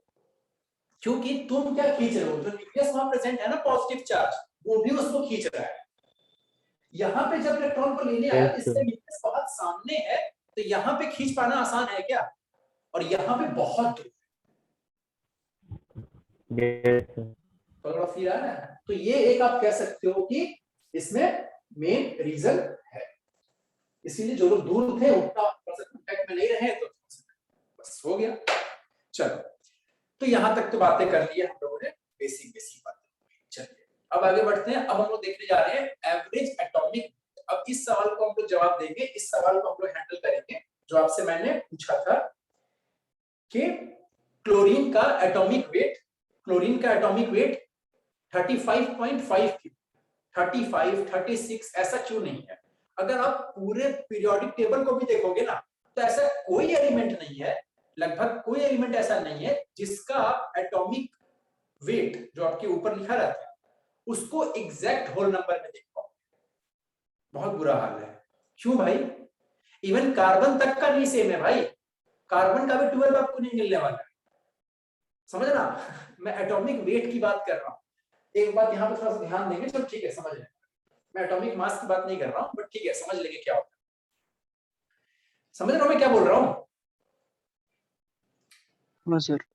ठीक है ना? ऑक्सीजन का जो एटॉमिक मास या वेट, जो भी आप कह रहे हो, वेट की बात अभी कर रहे हैं, उसको 16 होना चाहिए। आप ये एक्सपेक्ट कर रहे थे 16 U ऐसा होना चाहिए, 16 AMU, बट वो नहीं होकर के 16 पॉइंट कुछ हमेशा कुछ रहता है। ठीक, क्यों? पॉइंट कहां से आ गया? जब 1 को 1 डिफाइन कर दिए थे तो फिर पॉइंट कहां से? समझना, कहीं भी पॉइंट दिख रहा है, इसका एक मतलब आपको समझ में आता है कि उस एलिमेंट का आइसोटोप्स प्रेजेंट है। रीजन समझ में आ रहा है? उस एलिमेंट का आइसोटोप्स प्रेजेंट है। एग्जांपल ले लेते हैं हम लोग बोरोन की, ठीक है? एग्जांपल लेकर चलते हैं बोरोन की, ठीक है? बोरोन। अच्छा, हम लोग ये बात समझते हैं क्या? आइसोटोप्स हम लोगों को अभी नहीं पता है, आइसोटोप्स की डेफिनेशन नहीं क्लियर है। जो पास आउट वाले हम लोग तो समझ के रहे होंगे, क्लास 11th वाले को एक बार आइसोटोप्स हम लोग समझा देते हैं। और जो आइसोटोप्स के बारे में हम लोग प्रॉपर डिस्कशन करेंगे वो एटॉमिक स्ट्रक्चर में होगी, ठीक है? बट यहाँ एक क्वेश्चन को हैंडल करना है हम लोग को, इसलिए आपको ब्रीफ में समझा दे रहा हूं क्या होता है आइसोटोप्स, ठीक है? देखो, कार्बन का क्या स्टेट है भाई? कार्बन का यहाँ पे 6 होते हैं उसके पास प्रोटॉन्स, इसलिए इसका एटॉमिक नंबर 6 कहा गया। और इसका जो एटॉमिक मास है या फिर कह लो मास नंबर है, वो कितना होता है? 12, ठीक है? हमारे पास कार्बन के और भी सेम रूप देखने को मिले, मतलब यहाँ पे ये 6 ही है और ये 13 हो गया। अच्छा, और भी है, ये 14 हो गया, और भी है, ये और आगे भी जाएगा और ये भी थोड़ा आगे बढ़ जाएगा। बट उस पूरे में से यही 3 है जो कि स्टेबल आइसोटोप्स होते हैं। स्टेबल यही लोग हैं, ठीक है? लगभग कंपैरेटिव, ठीक है? उसमें भी ये आपका रेडियो एक्टिव है, तो वो तो भैया भाग ही जाएगा। पास आउट वाले आप लोगों को ध्यान, ठीक है? कहना ये चाह रहे हैं कि देखो ये अब बताओ इन दोनों में क्या रिलेशन, इस रिलेशन को अपन क्या नाम है ना, इसको क्या नाम दिया जाए, इस रिश्ते को क्या नाम दिया जाए? कि आपके पास एटॉमिक नंबर तो सेम है बट मास नंबर अलग है। ये तो अपन समझ रहे हैं कि मास नंबर अलग होने का कारण क्या है? नंबर ऑफ न्यूट्रॉन्स दोनों में अलग अलग। बहुत अच्छी बात है, न्यूट्रॉन्स अलग अलग होंगे, बट सवाल ये है कि अगर कभी भी हम लोग अब बताओ ऐसा कि आप जब देखते हो क्या पीरियोडिक टेबल, तो वहां पे कहीं भी आपको कार्बन के 2-3 ग्रुप दिखाई पड़ते हैं क्या? कार्बन को तो एक ही प्लेस दिया गया है सिर्फ, है ना? कार्बन आगे बढ़ जाएगा, फिर आप उसके बाद नाइट्रोजन, ऑक्सीजन ऐसा करिएगा। तो वहां पे इन तीनों में से किसको रखें? पीरियोडिक टेबल में जब कार्बन को रखना है तो इन तीनों में से किसको रखें? तो वहां पे जवाब आता है कि इन तीनों का जो एवरेज वैल्यू आएगा ना, उसको वहां पे लिखिए। अच्छा, ये एक अच्छा आइडिया है कि इसको भी नहीं, इसको भी नहीं, इसको भी नहीं, इन तीनों का जो एवरेज आएगा उसको लिखिए। तो आपके दिमाग में अब ये आ रहा होगा कि अच्छा, अगर इन तीनों का एवरेज लेना है तो क्या ऐसा करते हैं कि ऐसा कुछ मतलब 12/3 ऐसा कुछ करना होगा क्या? एवरेज का मतलब ये नहीं होता ये प्लस ये बाई 2 या फिर 12 प्लस 12 प्लस 12/3, ऐसा कुछ नहीं होगा, ठीक है? एवरेज अपने को ये देखना होगा कि ये कितना एबंडेंट है नेचर में। मतलब नेचर में कहने का मतलब ये हुआ, अगर मान लीजिए मैं कार्बन किसी भी सोर्स से ऑब्टेन कर रहा हूं, ठीक है, मान लो वुड है हमारे पास, प्लास्टिक है, ग्लास है या ह्यूमन बॉडी है, ठीक है, कहीं से भी अपन लोग अगर कार्बन ऑब्टेन कर, तो वो कार्बन मान लो कुछ अमाउंट हम लोगों ने ऑब्टेन किया, तो उस अमाउंट में ही ये तीनों ही प्रेजेंट होंगे। समझना बात को, ऐसा नहीं होता है कि आप यहां से ऑब्टेन करोगे कार्बन तो यहां से सिर्फ आपको C12 मिलेगा, यहां से C13 मिलेगा, 14 मिलेगा, नहीं, आप जो कार्बन सामने देख रहे हो ना, वो कार्बन में तीनों ही प्रेजेंट हो सकते हैं और तीनों होते हैं प्रेजेंट। अगर आप ऑक्सीजन की बात कर रहे हो ना, जो ऑक्सीजन आप ब्रीथ कर रहे हो ना अभी, उसमें सिर्फ O16 ही गया है, उसमें सिर्फ O16 ही गया है, ऐसा नहीं है, O17 भी उसमें गया है और O18 भी उसमें गया है। ठीक है, तो अब सवाल ये आता है कि आप जो भी कर रहे हो फिर तो सारे कंपाउंड में हमारा सब लोग मिला हुआ है। हाँ बिल्कुल मिला हुआ है, कोई दिक्कत नहीं है। इसीलिए क्या हो रहा है कि अपने को एक एवरेज वैल्यू यहाँ पे चाहिए, तो वो एवरेज वैल्यू अपन सिंपली तीनों को ऐड करके बाय 3 नहीं करेंगे, क्योंकि तीनों का वेटेज इक्वल तो नहीं है ना, ये कुछ ज्यादा में हो सकता है, ये कम में होगा, ये ज्यादा में होगा, तो उसके अकॉर्डिंग उनका वेटेज हम लोग को लेना होगा। फॉर एग्जांपल मैं क्या कह रहा हूँ, मान लो आपको ये मतलब कहा गया, इंफॉर्मेशन बताया गया एक्सपेरिमेंटल डेटा के बेसिस पे कि C12 जो है उसका अमाउंट 95% नेचर में, इसका अमाउंट मान लो 2% है, इसका अमाउंट मान लो 3%, और आपको बोला जाएगा बताओ जो कार्बन हम लोग लेंगे एवरेज वो कितना वेट है। अब आपके पास सब कुछ प्रेजेंट है, उसका नंबर भी प्रेजेंट है, वैल्यू कितनी है और वो कितना अमाउंट पे प्रेजेंट है, दोनों है। अब हम लोग निकाल सकते हैं कि इसका एवरेज वैल्यू क्या होगा। ठीक है, इसका एवरेज वैल्यू क्या होगा। अब यहाँ पे एक और समझ, सबको मेरी आवाज आ रही है? Yes sir. Yes, sir. यहाँ पे एक बात और समझ, ये हम लोग अगर सिंपली तीनों को ऐड करके बाय 3 कर देते ना, मान लो 12 प्लस 13 प्लस 14 बाय 3, ये हो गया सर एवरेज? नहीं, ये हुआ लीनियर एवरेज। ज्यादा मैथमेटिक्स में नहीं जा रहे, समझना, एक टर्म बार बार आपको मिलेगा, इससे एक ही बार कर लो क्लियर। इसको बोलते हैं लीनियर एवरेज, मतलब सिंपली आप तीनों को ऐड किया बाय 3 करके, जो अपन क्लास 7 8 में बहुत करके आप लोग आए, है ना, तो ये सब चलता है। बट ये जो तरीका हुआ ना एवरेज लेने का, निकालने का, इसका 12 तो है बट उसका इतना परसेंटेज वेटेज है, ये इतना तो है बट इतना ही कंट्रीब्यूशन है, इतना है इतना ही कंट्रीब्यूशन, ये जो सिस्टम है ना, ये लीनियर एवरेज नहीं है। इसको अपन क्या बोलते हैं, क्या बोलते हैं, इसको अपन बोलते हैं वेटेड एवरेज, इसको अपन बोलते हैं वेटेड एवरेज। ठीक है, ये जो तरीका है ना ऐसे निकालने का एवरेज, इसको बोलते हैं अपन वेटेड एवरेज, वेटेड एवरेज। ठीक है, मतलब वेटेड एवरेज में कभी भी ये plus a plus b plus c upon 3 ऐसा नहीं होता, ये तो लीनियर एवरेज है। क्या a का कितना कंट्रीब्यूशन है वो भी बताओ, तो ये होगा वेटेड एवरेज। और समझना बात को ध्यान से समझना, ये तीनों का ये वेटेड एवरेज निकालने के बाद जो वैल्यू आएगी ना, उसको अपन क्या बोलते हैं बताओ, क्या बोलते हैं उसको? एवरेज एटॉमिक मास। एवरेज एटॉमिक मास, इधर ये बोल सकते हो आप, और क्या बोल सकते हो बताओ? Atomic weight. ठीक है, यही फर्क है एटॉमिक मास एटॉमिक वेट। हम लोग बहुत कंफ्यूजन में रहते हैं, और ऑल्दो आप अगर ध्यान तो छोड़ो इस बात, तो लोग इतना माइंड करते भी नहीं और हम लोग भी नहीं करते। कभी कभी आप मेरे को भी देखोगे, मैं भी ऐसे बोलूंगा इसका एटॉमिक वेट इतना होता है, फिर बोलूंगा नहीं मास होता है।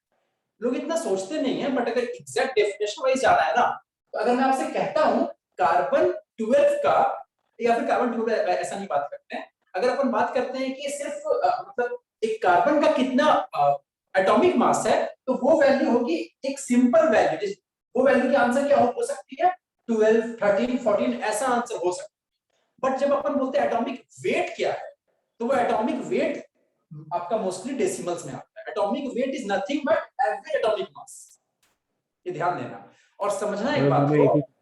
एक बात को समझना, यहाँ जो वेट लिखा हुआ है ना, ये जो वेट लिखा है ना, ये फिजिक्स वाला वेट नहीं है। हम लोग यही तो गलती करते हैं ना, ये फिजिक्स वाला वेट नहीं है कि आपका मास कितना है। एक बार जल्दी से बताओ कि आप लोगों में से किसी का भी, कोई भी अपना एक बार मेरे को वेट बताओ तो जल्दी, कोई भी। 50 kg। 50 kg। 50 kg, kg is not the unit of weight. 50 kg is your mass.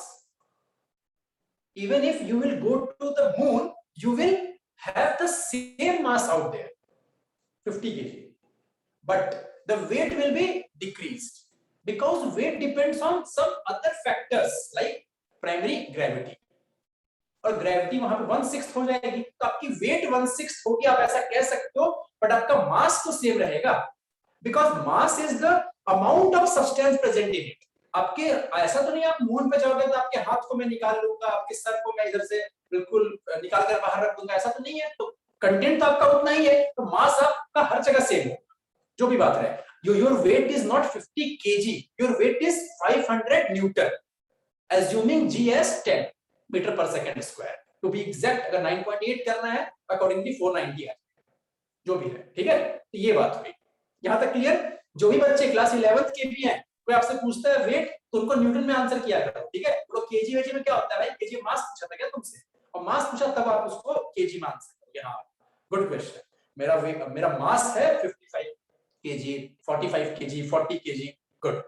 चलो कोई बात नहीं, आगे बढ़ते हैं। ये जो वेट है ना, यहाँ पे एटॉमिक वेट जो टर्म है, एटॉमिक वेट में वेट फिजिक्स वाला वेट नहीं है यार, कि अपन दोनों को सेम मान ले रहे हैं। अच्छा मास वेट का ये वेट का मतलब है, ये मैथ्स वाला वेट है, एवरेज वाला वेट है, जो मैंने आपको यहाँ बताया, ये वाला वेटेड एवरेज का वेट होता है, ठीक है। ये टर्म है यहाँ पे, मास वाला मत समझ के बैठे, जो भी रहे। चलो आगे बढ़ते हैं, ठीक है। सर यहाँ पे हम लोग वेट से उसका वेट को बता रहे थे मास को, नहीं समझा मैं, क्या बोल रहे हो? तो मतलब यहाँ पे तो हम लोग फिजिक्स वाला वेट यूज नहीं कर रहे हैं, हाँ, तो फिर हम लोग कौन सा यूज कर रहे हैं? नहीं मैं क्या बोल रहा हूँ समझो, ये जो मैं टर्म आपको बोल रहा हूँ ना, एटॉमिक वेट, तो आपको वेट नाम से, वेट सुन करके आपके दिमाग में क्या आ रहा है? हाँ वेट मतलब कितना वेट होगा, गलत बात। वो तो एटॉमिक मास में देख ही लिया है यार, कितना बार वेट करवाओगे उस, एक बार मास में उससे पूछ लिया ना 12 होता है। तो मास और वेट में क्या फर्क है? क्या ग्रेविटी वहां पे इनकाउंटर कर रहे हो क्या, कि एक एटम पे ग्रेविटी एक्ट करेगा? अरे आपको पता भी नहीं ग्रेविटी किस तरीके से एक्ट करता है सब एटॉमिक लेवल। पूरा स्टडी सब एटॉमिक लेवल पे बदल जाता है, उसी को अपन क्या बोलते हैं, क्वांटम मैकेनिक्स। जो आप सब नाम कहेंगे सुनते होगे अगर, ठीक है। तो क्वांटम मैकेनिक्स होता है is the mechanics related to subatomic particles, मतलब इलेक्ट्रॉन, प्रोटॉन, न्यूट्रॉन, क्वार्क्स, ये सब के ऊपर, ठीक है। तो उसकी बात यहाँ पे नहीं हो रही है। पहला बात ये वेट और एटम का रिलेशन ही कुछ नहीं उस सेंस में, वैसे देखोगे ये वेट आपका मैथमेटिक्स वाला वेटेड एवरेज आपको दिमाग में आना चाहिए, एटॉमिक वेट। अच्छा वेट मतलब वेटेड एवरेज, मतलब एक एवरेज मास, ऐसा। डाउट, कोई डाउट मतलब जल्दी। और फिर आइसोटोप फॉर्म क्यों होते हैं? आइसोटोप्स क्या होते हैं? फिर वो फॉर्म क्यों होते हैं? तो लाइक बस कार्बन में आइसोटोप, मतलब कुछ स्पेसिफिक एटम्स का ही आइसोटोप होता है, तो वैसा क्यों? नहीं समझ रहा हूँ, आइसोटोप सिर्फ क्या होते हैं, फिर से समझाओ एक बार। सर आइसोटोप क्यों होते हैं? अच्छा आइसोटोप्स क्यों प्रेजेंट होते हैं? Yes sir. मतलब आइसोटोप्स हैं ही क्यों, ऐसा सवाल है? Yes sir. अरे बहुत, अरे टाइम है भाई, देखो बहुत अच्छा सवाल है, बहुत ही सुंदर सा जवाब है, बहुत अच्छा सवाल, बहुत अच्छा सवाल, गुड। मेरे को नहीं लगता है कि ऐसा सवाल मैं पूछता होगा कभी, ठीक है। नहीं बट बहुत अच्छी बात है, अच्छा लगा कि आप इस तरीके से सोचे, क्योंकि एक बहुत अच्छा कोट है ना, कहीं पे कहा जाता है, कुछ लोग ऐसा यूज करते हैं कि don't judge a person's intelligence on the basis of his answer but on the basis of his questions, कि कैसा क्वेश्चन पूछ रहा है। but if it is your own question कि वो क्यों ही एग्जिस्ट कर रहे हैं, वेरी ब्यूटीफुल, ठीक है। चलो एक बार थोड़ा टाइम देते हैं, अच्छा सवाल तो पूछ के, थोड़ा सा क्लास आपका डिले हो जाएगा, थोड़ा सा टाइम लगेगा इसमें, बट समझ लेते हैं। एक बहुत अच्छी बात है, आप मेरे को ये बताओ पहले कि Fe के एटम, ये बताओ Fe के एटम में और कैल्शियम के एटम में डिफरेंस है कि नहीं, ये बताओ पहले जल्दी। यस सर, है सब सर। लोग एग्री करते हो? Yes, sir. Yes, sir. क्योंकि समझना बात को, एक बात हम बहुत अच्छे से समझेंगे, ध्यान देना। देखो Fe का मान लो आप कोई भी रिएक्शन यहाँ पे कराते हो, कोई भी रिएक्शन करा रहे हो, ठीक है, और सिमिलरली हम कैल्शियम का आप यहाँ पे रिएक्शन करा, जो बनेंगे ना वो अलग अलग बिहेवियर शो करेंगे, अलग अलग बिहेवियर शो। यहाँ अलग अलग बिहेवियर शो करने का मतलब क्या है कि आपके Fe और कैल्शियम का बिहेवियर अलग अलग था, ये दोनों का बिहेवियर सेम हुआ होगा, यहाँ सेम रिजल्ट आते हैं, बट ये दोनों एकदम अलग अलग। और जो Fe का यहाँ पे आपने मान लो रॉड ले रखा है, एक रॉड है आयरन का रॉड, और यहाँ मान लो कैल्शियम का आपके पास कुछ पाउडर है, ठीक है ना, तो वो छोटे से अमाउंट ऑफ जो एक टाइनी पार्टिकल होगा ना आपके इस कैल्शियम का, उसमें भी मतलब बहुत बहुत ज्यादा million trillion quadrillions of calcium atoms will be, ठीक है। और इसमें भी सिमिलरली सेम कंडीशन, ठीक है। तो समझने का मतलब ये है कि Fe और कैल्शियम अगर दोनों अलग अलग है, इसका रॉड और इसका पाउडर मान लो जो फॉर्म एग्जिस्ट करे, इसका भी पाउडर कर देते हैं, आयरन के भी पाउडर्स आते हैं ना पाउडर फॉर्म में, ठीक है। तो वो दोनों पाउडर फॉर्म है, दोनों पाउडर अलग अलग बिहेवियर होगा। रीजन क्या होगा, इनको अगर एटॉमिक लेवल पे लेके जाएंगे ना, वहां भी सेम बिहेवियर है, जो ऊपर में डिफरेंस है वही सेम है। क्यों? एटम का डेफिनेशन क्या था? Atom is the smallest particle which can resemble the property of its all matter, जिसका वो पार्ट है। और इसके लिए भी सेम कंडीशन, तो ऊपर का बिहेवियर अलग तो नीचे का भी बिहेवियर अलग। चलो यहां तक तो बात समझ में आया सर कि ये एटम और ये एटम अलग अलग होंगे, तो पक्की बात। अब बताओ, अब तुमसे एक सवाल है मेरा कि ये दोनों अलग अलग क्यों हैं? बताओ अलग अलग क्यों हैं? ये भी जो है, ये भी आपका मिलकर बना हुआ है, प्रोटॉन न्यूट्रॉन इलेक्ट्रॉन, जो ये भी आपका सेम से बना हुआ है। तो डिफरेंस क्यों है? क्योंकि अब तो ऐसा नहीं कहोगे ना, समझना एक बात क्या है, एक बात समझना, डाल्टन का पॉइंट था, डाल्टन थे ना हमारे गुरुदेव, उनका ये पॉइंट था, कहा हुआ उनके जो पोस्टुलेट्स है ना, उसमें आते हैं ये कि हर एटम का हर एलिमेंट के एटम्स जो होते हैं ना, वो अलग अलग होते हैं। और उनको डाल्टन के टाइम पे ये नहीं पता था लोगों को कि एटम के अंदर भी कुछ होते हैं। उनको लगा था एटम आखिरी है एकदम, उसको ब्रेक नहीं किया जा सकता, ठीक है। इसलिए उन्होंने क्या कह दिया कि ये एटम और ये एटम अलग अलग, अलग अलग एलिमेंट के अलग अलग एटम। चलो बहुत अच्छा, मतलब उनका बिहेवियर अलग होगा, चलो और अच्छी, ठीक है। सवाल ये आता है कि अब तो हम लोगों को पता है ना कि एटम को ब्रेक कर सकते हैं, प्रोटॉन न्यूट्रॉन, इसमें भी सेम उसमें भी सेम चीजें होती हैं। अब बताओ कि डिफरेंस क्यों है behaviour? The number of proton, neutron, electron अलग अलग होता है। अब समझना एक बात, पता है समझ क्या शानदार सा चीज एक होगा, सोच कर देखना एकदम भाई, क्लास में आप ध्यान दो एकदम, अभी एकदम अच्छे से ध्यान दो, पीक की टॉप, ठीक है। पता है आयरन के न्यूक्लियस में कितने प्रोटॉन होते हैं? जल्दी बताओ। 26 एटॉमिक नंबर, ठीक है। तो यहाँ पे 26 नंबर ऑफ प्रोटॉन होंगे, ऐसा समय ड्रॉप, ये ठीक है। पता है ये 26 हो गया, इसके पहले कौन आता है? ये 26 वाला, इसके पहले कौन आता है? मैंगनीज 25। फिर कौन पहले आता है? इसके पहले आता है क्रोमियम 24। फिर कौन आता है? सब ऐसा आ जाएगा, ठीक है। यस सर, ऐसा मैं कर देता हूँ यहाँ से, ठीक है, इतना मैं ले लेता हूँ। पता है इसमें 26 आपके प्रोटॉन्स हैं, बस इसमें से ना एक प्रोटॉन को बाहर निकाल, बस एक को निकालना, जो बचेगा ना वो ऑटोमेटिकली बिहेव करने लगेगा मैग्नीज के जैसे। मतलब सोचो कितना, मतलब आइदर कह सकते हो अमेज्ड, शानदार, या फिर कह सकते हो क्या है भाई ये, इसमें से एक प्रोटॉन को बाहर निकालो और इसका पूरा प्रॉपर्टी, सबका बिहेवियर, एटम का प्रॉपर्टी चेंज कर जाएगा। इससे जो आप एलिमेंट्स बनाओगे ऊपर, रॉड ले रहे हो, जो ले रहे हो, सबका प्रॉपर्टी चेंज, सिर्फ ये एक को बाहर निकालने से, और उसका नाम क्या होगा? मैंगनीज। अच्छा, इसमें से फिर बस 25 होंगे यहाँ पर 25, इसमें से एक को निकालो बस, जो होगा ना 24 यहाँ प्रेजेंट, क्रोमियम हो जाएगा, वो बिहेव करेंगे क्रोमियम के जैसा। फिर इसमें से बस एक को निकालो, ये इसके जैसा है। इसी को डाल्टन ने क्या कहा था कि एटम्स का मतलब एक एटम अगले एटम से अलग होता है। और रीजन कितना मतलब अजीब सा है कि बस एक प्रोटॉन का फर्क है और इतना बड़ा बिहेवियर का चेंज कि इतने सारे एलिमेंट्स। हाँ यार, मतलब ये मजेदार बात है, ठीक है। सर हाँ सर, पर इस जो प्रोटॉन Fe के अंदर जो प्रोटॉन है वो तो एक मतलब सेम प्रॉपर्टीज के प्रोटॉन है, तो उसमें से एक अलग होने से इसका कैसे चेंज हो सकता है? अरे क्या बात, अब ये सवाल आप मेरे से करोगे यार। सोच कर देखो कि at what level you people are right now, ठीक है। तो तुम अब इसका जवाब तो मैं क्या, आपके सिलेबस आपको ये जवाब नहीं दे सकता। आपका जो 11 12 का पूरा सिलेबस है ना, वो पूरे सिलेबस में ही आपको ये सारे सवाल को टैकल नहीं करना। आप जो पूछ रहे हो यार सब, अब जो तुम ऊपर के लेवल के साइंटिस्ट को कभी अगर सुनते हो, यूट्यूब हो या कहीं पे भी हो, तो वो लोग क्या बात कर रहे होते हैं, वो लोग भी तो यही सारे सवाल में खोए हुए हैं। तुम जो सवाल पूछे हो ना वो अभी तक अनआंसर्ड, ठीक है। तुम निकालो यार उसका आंसर, समझ कर देखो। हम बस तुम्हें बता ही सकते हैं बीइंग ए टीचर, साइंटिस्ट तो मैं हूं नहीं, वो आप लोग देखना। फिर एक को निकाला ये भी है, एक निकाला एक भी है, मतलब सोचो कितना एब्सर्ड सा है। वही बात है, एक से क्या फर्क पड़ना चाहिए था, बट देखो क्या फर्क पड़ा।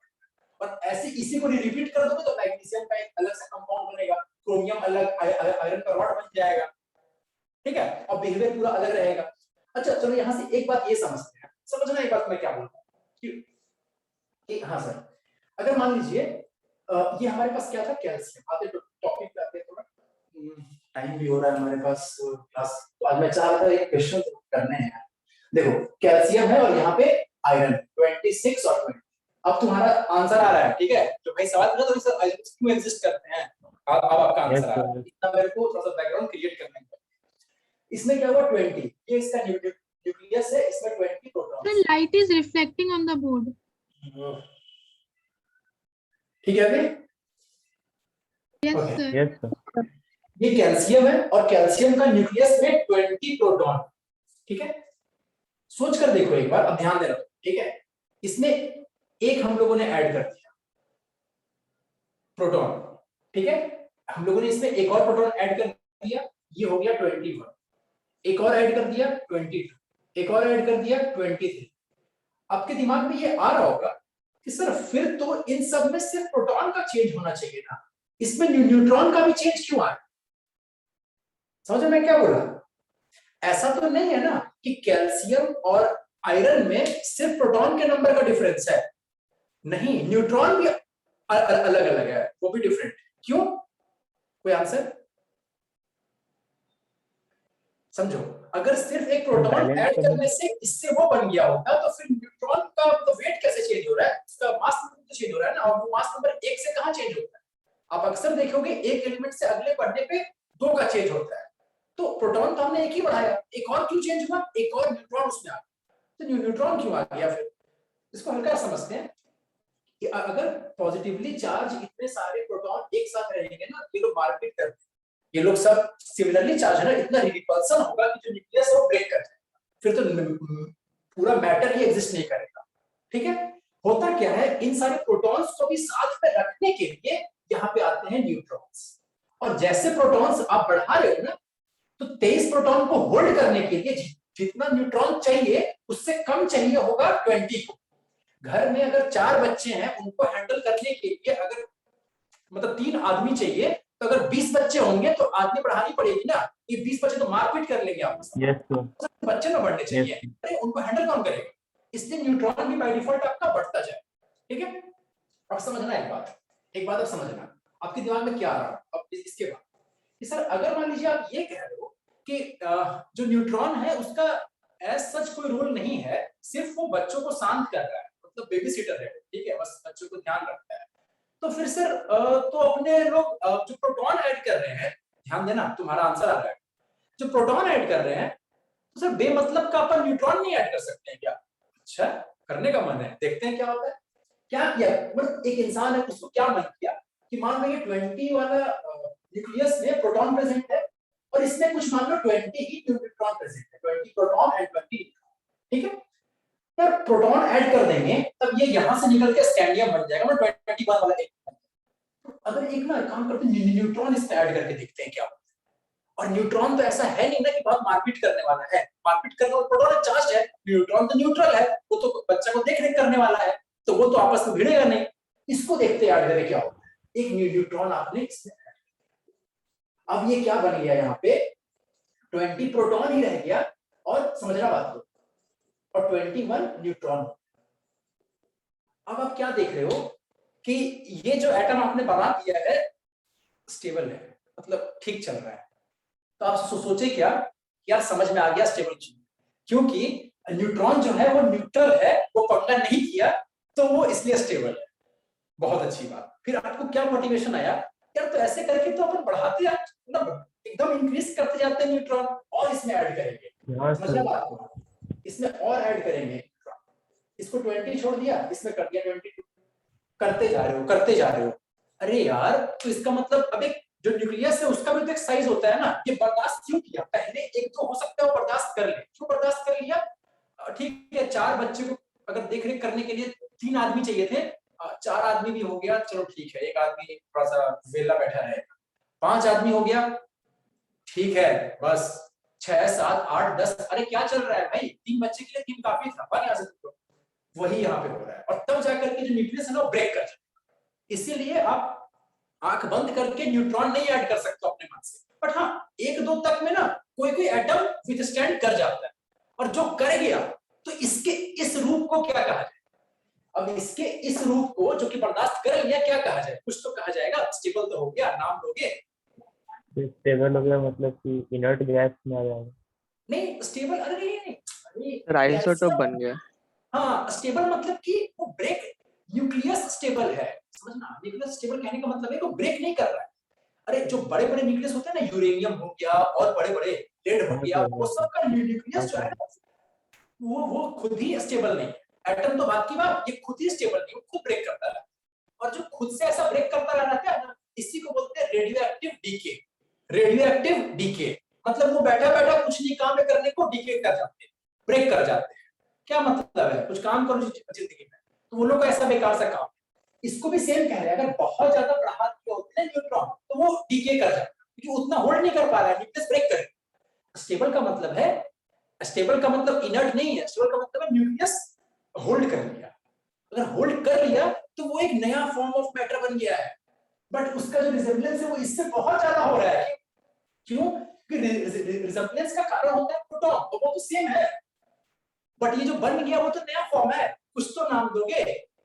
तो इसी को कहा गया कि अच्छा इस वाले का आइसोटोप कहते हैं इसको। समझे क्या बोले? यस सर, तो मतलब कि carbon up to 2 extra neutron सह सकता है। क्या बोल रहे तो हो? मतलब कि कार्बन एक्स्ट्रा 2 न्यूट्रॉन सह लेगा। नहीं, अब मैं ये कह रहा हूँ, अब ये कौन कितना सहेगा वो तुम्हारे ऊपर नहीं ना यार, तुम बता दोगे क्या? वो एक्सपेरिमेंटल बेसिस पे है कि सही में कौन कितना कर रहा है, तुम किसी को नहीं कह सकते हो ना। सर ऐसा तुम मतलब क्या कहते हो सर, ऑक्सीजन का 16 17 18 अगर होता है तो सर फ्लोरीन का भी 9 10 11 क्यों नहीं है? ये होल्ड किया तो वो क्यों नहीं होल्ड किया यार? यही तो समझना है, और इसी की तो रिसर्च चल रही है ना। कौन कितना होल्ड करेगा वो अपने कंट्रोल में नहीं, बट हाँ होल्ड कर लेता है तो उसके लिए हम लोगों को आइसोटोप डिफाइन करना। यहां तक क्लियर? ये बताओ पहले। Yes sir, yes sir. ठीक है sir yes sir. Excuse me sir, हाँ बोलिए। सर किसी भी एटम का सिर्फ 3 ही आइसोटोप्स होते हैं या उससे ज्यादा भी हो सकते हैं? अरे बहुत बहुत, अरे 10 20 है भाई, 30 40 कितने चाहिए आइसोटोप? बताओ कितने चाहिए? तो क्या मन, तुम बताओ कितना चाहिए, उतना बना देंगे। तुम कभी गूगल करके देखना, ठीक है, कि आपके बुक्स में तो ये सब मिलने से रहा। आइसोटोप्स ऑफ अपने मन से 5-6 एलिमेंट आप डाल कर देखो, हर किसी का 7 8 10 15 20 क्या कर रहा है भाई तुम लोग? और सबके नीचे क्या लिखा रहेगा? चुपके से लिखा रहेगा वहां पे कि ये तो 10 होते हैं, बट इनमें से स्टेबल सिर्फ 3 ही होता है, स्टेबल सिर्फ 2 ही होता है, ये इकलौता स्टेबल है। जैसे फ्लोरीन जो मैंने एग्जांपल दिया, वो इकलौता फ्लोरीन जो आपका 18 है 19 सॉरी, वो इकलौता स्टेबल है। उसके बाद और भी है फ्लोरीन 20 18, बट वो स्टेबल नहीं है यार, वो रेडियो एक्टिव है। और जब आपको लैंग्वेज वहां मिलेगा आपको लिखा हुआ रेडियो एक्टिव, तो समझ जाना स्टेबल नहीं है, रेडियो एक्टिव है। मतलब अगर बना दोगे ना 2 सेकंड रहेंगे, 2 सेकंड के लिए बन गए और फिर ब्रेक कर, ये जो है बाहर फेंक देंगे। इसी को बोलते हैं रेडियो एक्टिव डीके, और इसी को बोलते हैं कितना देर तक वो अपने आप को होल्ड कर पाया। बना हुआ आप जो बना दिए, एक्स्ट्रा न्यूट्रॉन उसमें इंजेक्ट कर दिए, कितना देर तक होल्ड कर पाया, उसी को कहते हैं उसका life, half life, 1/4 life, life एक। आपको ये लैंग्वेज मिलेगा गूगल पे, इसलिए मैं बेसिक एक बता दिया। बट ये सारी चीजें आपको पढ़नी है, क्लास 11 बिल्कुल परेशान नहीं होना, सब आगे पढ़ना है। एटम क्या सर यही यूज होता है ये एटम बम में?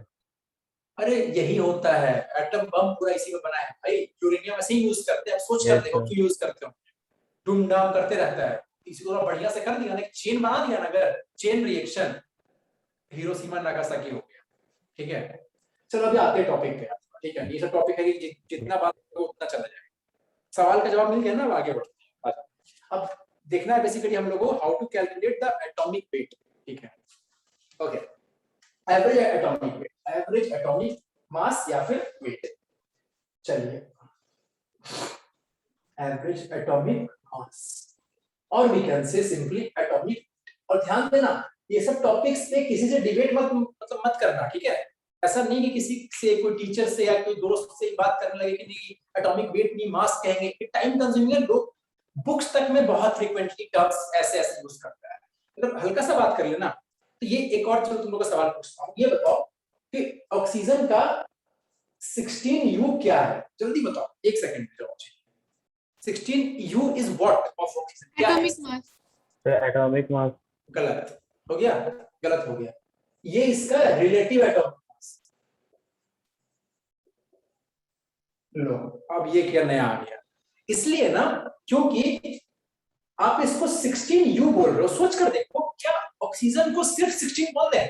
तुम लोगों ने ये क्या मतलब हुआ, सिर्फ 16 क्या होता है? ठीक है, कुछ होता है क्या, नंबर है क्या? कुछ तो आगे लगाओगे सर। आपने क्या लगा दिया? U। आप सोचो U क्या चीज है? U को हम लोगों ने डिफाइन किया है कार्बन के रिस्पेक्ट में। अच्छा जी, आपने U को डिफाइन कर रखा है कार्बन के रिस्पेक्ट में, है ना? AMU और U सेम चीज होती है। तो U या AMU को आपने डिफाइन कर रखा है कार्बन के रिस्पेक्ट में, और इसके वेट को बता रहे हो U में, तो अल्टीमेटली तो आप इसके वेट को बता रहे हो कार्बन के रिस्पेक्ट में। क्या ठीक? Yes sir. सर एक बार और एक्सप्लेन कर दो। हाँ ओके ओके। हम लोगों ने ऑक्सीजन के मास को, वेट मैं भी यूज कर रहा हूँ, देखो इतना ज्यादा अंदर चला गया है, मैं थोड़ा निकालना, कम से कम कोई पूछे तब अलर्ट होकर जवाब देना, ठीक है? टर्म्स में जो यूज कर लूं, मैं कह रहा हूँ ऑक्सीजन का एटॉमिक मास आपसे मैंने पूछा और आप क्या जवाब दिए? 16U। ठीक है, सोच कर देखो 16U क्या होता है? U का मतलब हो गया कि कोई चीज के रेस्पेक्ट में आप उसको डिफाइन किए हो। हाँ हाँ, 16U। अब U क्या है? U को हम लोगों ने डिफाइन कर रखा है कार्बन के रेस्पेक्ट। कार्बन 12 का 1/12 उसके रेस्पेक्ट में डिफाइन कर रखा है U को, और ऑक्सीजन के मास को U के टर्म्स में बता रहे हैं। तो अल्टीमेटली क्या हम लोग ऑक्सीजन के मास को कार्बन 12 के रेस्पेक्ट में नहीं बता रहे हैं? बता रहे हैं ना? Yes sir. Yes sir. इसका नाम एटॉमिक मास कहना गलत होगा, इसका एक्चुअल नाम होना चाहिए रिलेटिव एटॉमिक मास। रिलेटिव क्यों है? Because it is with respect to some और समबडी समथिंग, कार्बन 12 ये इन दिस केस। अच्छा, तो ये तो हो गया रिलेटिव एटॉमिक मास, और एटॉमिक वेट भी समझ गए। एटॉमिक मास क्या है सर, यही बता दीजिए आगे एक बार प्लीज। एटॉमिक मास क्या है? ओके, एटॉमिक मास क्या है? एटॉमिक मास है इसके एक एटम को लो, उसका मास निकालो, जो आ गया वही एटॉमिक मास। ठीक है, मतलब क्या सर, क्या कहना चाह रहे, समझ नहीं आ रहा, कुछ और अच्छे से समझाइए ना सर थोड़ा। देखिए, कार्बन का एटॉमिक वेट, कार्बन 12 का एटॉमिक वेट कितना है पता है? 1.99 10 to the power -23 है ग्राम। ठीक है, और आगे ध्यान देना, मतलब ये जो है ना, ये इसका एटॉमिक मास, समझना। अगर आप एटॉमिक मास बता रहे हो तो फिर मास का यूनिट वहां पुट करोगे ना यार। जब एटॉमिक मास बता रहे हो तो मास का पुट करो ना। मतलब लास्ट में अगर मान लो, मेरे को डेटा अभी नहीं याद है ऑक्सीजन का, इसलिए मैं बोल रहा हूं। मान लो ऐसा हुआ, आप पूछ रहे हो सर ऑक्सीजन का एटॉमिक मास क्या, पता है इसका आंसर क्या होना चाहिए? आप बोलोगे 16U, मैं बोलूंगा गलत, ये रिलेटिव एटॉमिक मास है। एटॉमिक मास क्या वैल्यू होगा बात की बात है, कुछ भी मान लेते हैं, मान लेते हैं 10⁻23, ये मतलब ये है, क्या बोलेंगे, एज्यूम्ड वैल्यू, खुद से मत बाद में चेक करना, ठीक है? ये ग्राम, हाँ ये हो सकता है इसका एटॉमिक मास, क्योंकि यहाँ कम से कम पहले ग्राम तो लगाओ यार। ग्राम ही नहीं लगा, उसका एटॉमिक मास बोल रहे हो, समझ रहे हो? Yes sir. Yes sir. Oxygen का एटॉमिक मास जो होगा ना, एक एटम का मास, वो इस फॉर्म में कुछ होगा, मतलब ऐसा 10⁻23 ग्राम, इसको बोलेंगे एटॉमिक मास एक्चुअली में। बट ऐसा करके सबका मास निकाले होते हैं तो सबका कुछ ना कुछ एब्सर्ड सा वैल्यू आता है, किसी का 6.3, किसी का 7.1, तो रिलेशन नहीं बन पा रहा है ना। तो इन सबको हम लोगों ने एक ही के रेफरेंस से बना दिया, और फिर कितना अच्छा आंसर आता है, ऑक्सीजन का 16, नाइट्रोजन का 14। वाह क्या बात है, इतना आसान से आता क्या? नहीं, लोगों ने इसको स्टैंडर्डाइज कर दिया, किसी के रिस्पेक्ट में रिलेटिव मास बता दिया, वो सब रिलेटिव मास है। एग्जैक्ट मास तो सबका कुछ ना कुछ ऐसा ही आएगा, एब्सर्ड सा। और ऐसे सोच कर देखो ना मैथमेटिकली, कम से कम कि अगर एटॉमिक मास बोला है, मास वर्ड है, हम अपने को ग्राम दिखाई पड़ना चाहिए भाई, ये यू क्या क्या दिखाई पड़ता है, अगर यू म्यू दिखाई यहाँ पड़ रहा है यू, तो यू तो कार्बन के रेस्पेक्ट में है, तो उसको कम से कम क्या बोलेंगे, रिलेटिव एटॉमिक मास। हाँ ये ठीक लग रहा है, गुड। और एटॉमिक वेट, तो आइदर तो वेट को भैया आंसर दो न्यूटन में, तब एक्सेप्ट करेंगे अपन, बट ये तो फिजिक्स वाला वेट है नहीं, है तो मैथमेटिक्स वाला, इसीलिए इसका वेटेड एवरेज निकालो। ये वेट का मतलब है वेटेड एवरेज, तो एवरेज निकाल के आप आंसर करो कि कितना is the atomic weight of को जो भी एटम, ऑक्सीजन, कार्बन, नाइट्रोजन, जो है। क्लियर हुआ थोड़ा बहुत? एटॉमिक वेट, एटॉमिक मास और आपका रिलेटिव एटॉमिक वेट, क्लियर हुआ? एटॉमिक मास, ठीक? Yes sir. Okay. Yes, sir. अब इसी में मास नंबर क्या होता है? मास नंबर क्या होता है? Mass number is the just, it is just a number. पहले ध्यान रखना, mass number is just a number, कुछ ग्राम केजी कुछ नहीं होगा। It is the number which we will get after adding number of proton and number of neutron, that's it। इन दोनों को add कर दो, जो नंबर आ गया ना 10, 12, 18, एंड ध्यान देना mass number will always be a whole number, उसमें डेसिमल आने का कोई चांस नहीं कि 2.1 प्रोटॉन नहीं एग्जिस्ट करता, आइदर 2 प्रोटॉन होगा और 3 प्रोटॉन, तो वो एग्जैक्ट होल नंबर होगा। बाकी ये सारे atomic mass, relative atomic mass, atomic weight सब डेसिमल में हो सकते हैं, सब के सब, कुछ नहीं। यहाँ तक क्लियर? ये बताओ। Yes, sir. Clear. Okay, time Yes, sir. Yes, Sir, sir. in place of gram we use weight also. Pardon, फिर से बोलो। Sir, in the place of gram we use weight also. In place of gram we use weight. Gram और weight का क्या relation है? ग्राम और KG units, KG मतलब ग्राम और वेट क्या कहना चाह रहे हो आप? मैं नहीं समझ रहा हूँ। सर मतलब ये जो 2.9 into 10 to the power -3 ग्राम लिखा है, वहाँ पे हम ग्राम हटा के वेट लिखेंगे तो सही होगा या गलत? मतलब एक चीज मेरे को बताओ, ग्राम हटा के वेट लिखने का क्या मतलब बनता है बाबू? वेट क्या होता है? वेट किसी का यूनिट है क्या कोई? केजी कहना चाह रहे हो आप? No sir. तो सर आपने बोला ना एवरेज निकाल के वेट लिखेंगे। अरे बिल्कुल सही बोल रहे हो, एवरेज निकाल कर वेट लिखेगा, बट क्लास ओवर हो गया यार, मेरे को उसी के टाइम चाहिए थोड़ा सा। एक चीज मैं आपको बता दे रहा हूँ, क्या बोलना चाह रहा हूँ मैं ये कहना चाह रहा हूँ, देखो। अच्छा, आपके पास टाइम है 10 मिनट्स, मतलब ले सकता हूँ, ऐसा है? ये बताओ पहले। Yes sir. क्या सब लोग एग्री कर रहे हो? Yes sir. ठीक है, यस सर। अब ठीक है भाई, अब हाँ बोल दिए बच्चे लोग, क्या बोल रहे हैं। अब 10 मिनट टाइम मैं लूंगा ही, और वो टॉपिक आपको करा ही देता हूँ, उसके बाद आपको समझ, ठीक है? तो अभी नो फर्दर क्वेश्चंस, मेरे को टॉपिक कंप्लीट करना, फिर आपको समझ में मैं क्या कहना चाहता हूँ, और आपको डाउट भी है ना, वो हो जाएगा क्लियर। एवरेज एटॉमिक मास और you can say atomic weight, ठीक है? जो अच्छा देखो, इसका मतलब क्या हुआ? अब ये वेट का मतलब क्या है, पहले ही बात कर लेते हैं। ये वेट का मतलब है वेटेड एवरेज, न्यूटन वाला नहीं है, ठीक है? Weighted average. अच्छा, फॉर्मूला देख लेते हैं अपन, क्या है? कुछ नहीं है, एवरेज एटॉमिक मास, हम लोगों का भी आदत में वही है। Average atomic mass is equals to, यहां ध्यान दो, अगर मान लेते हैं हमारे पास से एक कोई भी एटम है कार्बन, और मान लेते हैं ऑक्सीजन, ठीक है? ऑक्सीजन का एटम का हम लोग को बात करना है, क्या इसका एवरेज एटॉमिक मास होगा। तो इसके लिए कौन कौन पार्टिसिपेंट्स होंगे? इसके पार्टिसिपेंट्स होंगे ऑक्सीजन 16, ऑक्सीजन 17 मान लेते हैं, ऐसा कुछ, और ऑक्सीजन 18, ऐसा कुछ। ये लोग इसके मान लेते हैं पार्टिसिपेंट्स। और 3 ही होते हैं क्या? अरे नहीं, सबके लिए अलग अलग होते हैं, किसी का 2 होंगे, किसी के 4 होंगे, किसी के 1 भी नहीं होंगे, ठीक है? छोड़ो, एक बेसिक मान लेते हैं बोरोन। बोरोन का थोड़ा सा मेरे को उसका भी है, The light is reflected on the board, so it is not visible. ठीक है? Yes sir. बोरोन मान लेते हैं, तो बोरोन का हमारे पास 2 होता है, बोरोन 10, बोरोन 11, इसके 2 ही हैं, ठीक है? और 2 स्टेबल है, बहुत सारे और 20-25 सारे बहुत होते हैं भाई, टाइम पास करते हैं बस। तो ये हो गए आपके पास, ये दोनों आपके, ये क्या है? ये बोरोन 10 एटम है, ये बोरोन 11 एटम। हम लोग को सिर्फ पूछा गया है बोरोन का बताओ, तो जब बोरोन कोई पूछेगा तो अपन इसका बताए ना, इसका बताए, इसका बताए, तो अपन एवरेज निकाल करके वो रखते हैं। इसका एवरेज कैसे निकालेंगे? परसेंटेज ऑफ बोरॉन 10 into 10, कि 10 इसका कंट्रीब्यूशन है, इस बोरॉन 10 का 10 का कंट्रीब्यूशन है, और इसका 11 कंट्रीब्यूशन। वेट में वेट में इसका 10 कंट्रीब्यूशन, इसका 11, मतलब वैल्यू वाइज।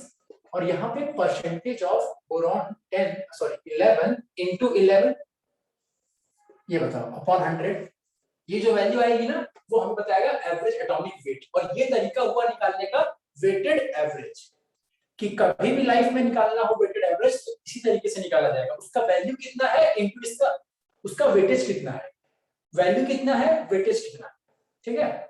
ओके, अब इसको थोड़ा मैं साइड कर रहा हूं। अब मैं आपको ये इंफॉर्मेशन मैं दे रहा हूं अपने साइड से कि मान लो ये बोरॉन 10 जो है इसका वेटेज आपको दिया हुआ है 20% और ये दिया हुआ है 80%।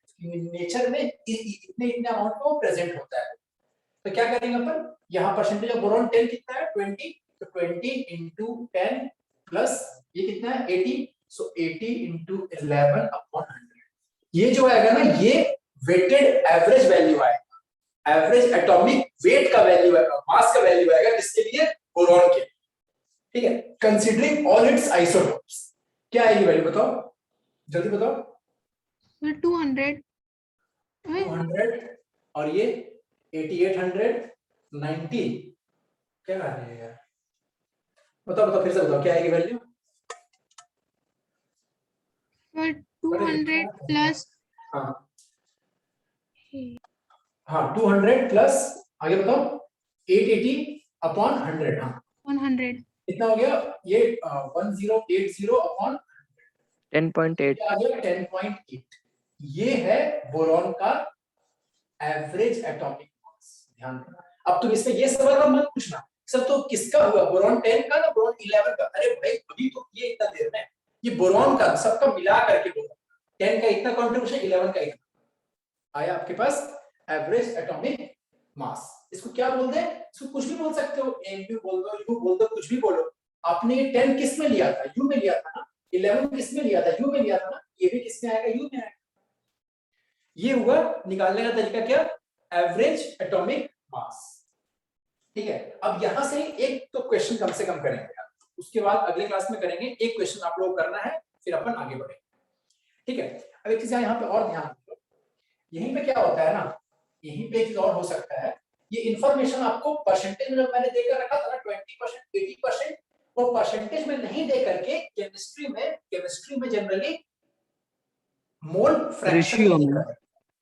फ्रैक्शन में देकर रखता है। परसेंटेज क्या है, मतलब मैथमेटिक्स पढ़ रहे हो क्या, परसेंटेज का हो गया मोल फ्रैक्शन। जैसे आपको ये बोल देगा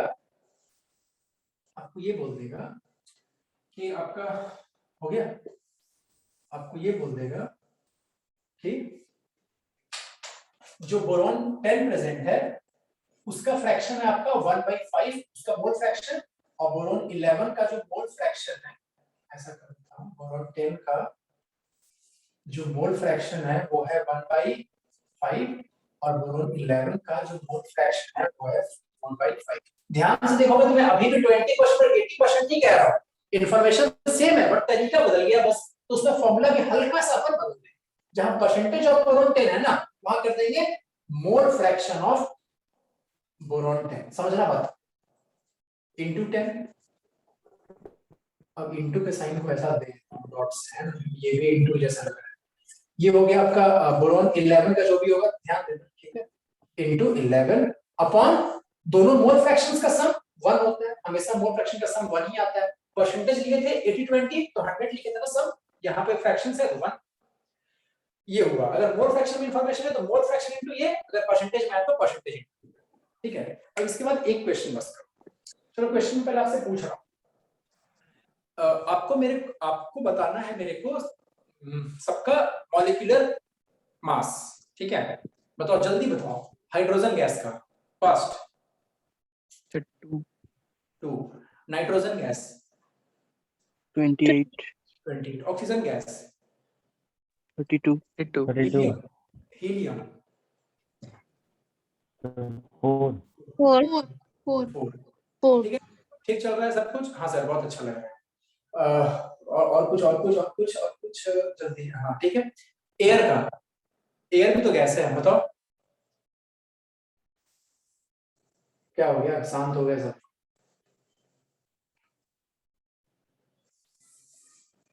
क्या हुआ, नहीं हुआ, देखो अब यहाँ पे ना इसी मेथड से, इसी तरीके से हम लोग एयर का भी निकालते हैं।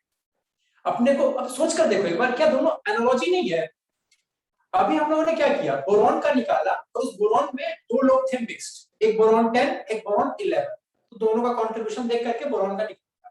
सिमिलरली एयर भी है, एयर है उसमें कुछ सारे लोग मिले हुए हैं, ऑक्सीजन है, कार्बन डाइऑक्साइड है, नाइट्रोजन है, हीलियम है, सब लोग मिला हुआ है और सबका परसेंटेज आपको अगर दिया रहेगा तो आप एयर का नहीं निकाल लोगे? Yes sir. बस ये क्वेश्चन है, ये करके फिर आप लोग जा सकते हो, बाकी करेंगे अगले क्लास में। तो क्वेश्चन लिखो, क्वेश्चन लिखो। If the components of air are, if the components of air are, if the components of air are, आपको दिया हुआ है नाइट्रोजन 72%, ऑक्सीजन 21%, CO2 0.1% और आर्गन 0.9%। ठीक है, ओके। और आई बिलीव कि आपको सबका मास पता भी होगा, इसका 40 होता है, CO2 का 44 होता है, O2 का 32 होता है, इसका 28 होता है। ठीक है, okay. So the question is if the components of air are this, और आपको सबका परसेंटेज भी दिया होगा। ठीक है, बाय वॉल्यूम, मतलब ये सारे परसेंटेजेस जो दिए हुए हैं ये सारे बाय वॉल्यूम। ठीक है, बाय वॉल्यूम, बाय वॉल्यूम सब है by volume, by volume, by volume. If the components of air are by volume, what would be the molecular weight of air? What would be the molecular weight of air? बस यही सवाल है, simple सा। What would be the molecular weight of air? बता दो यार। What would be the molecular weight of air? ये formula आपके मिक्सचर्स के लिए भी वैलिड है। एयर क्या है? Air is not a perfect और pure gas, it is a mixture of gases. तो कोई दिक्कत नहीं है, यही फॉर्मूला लगाएंगे। बताइए, जल्दी बताइए क्या आंसर।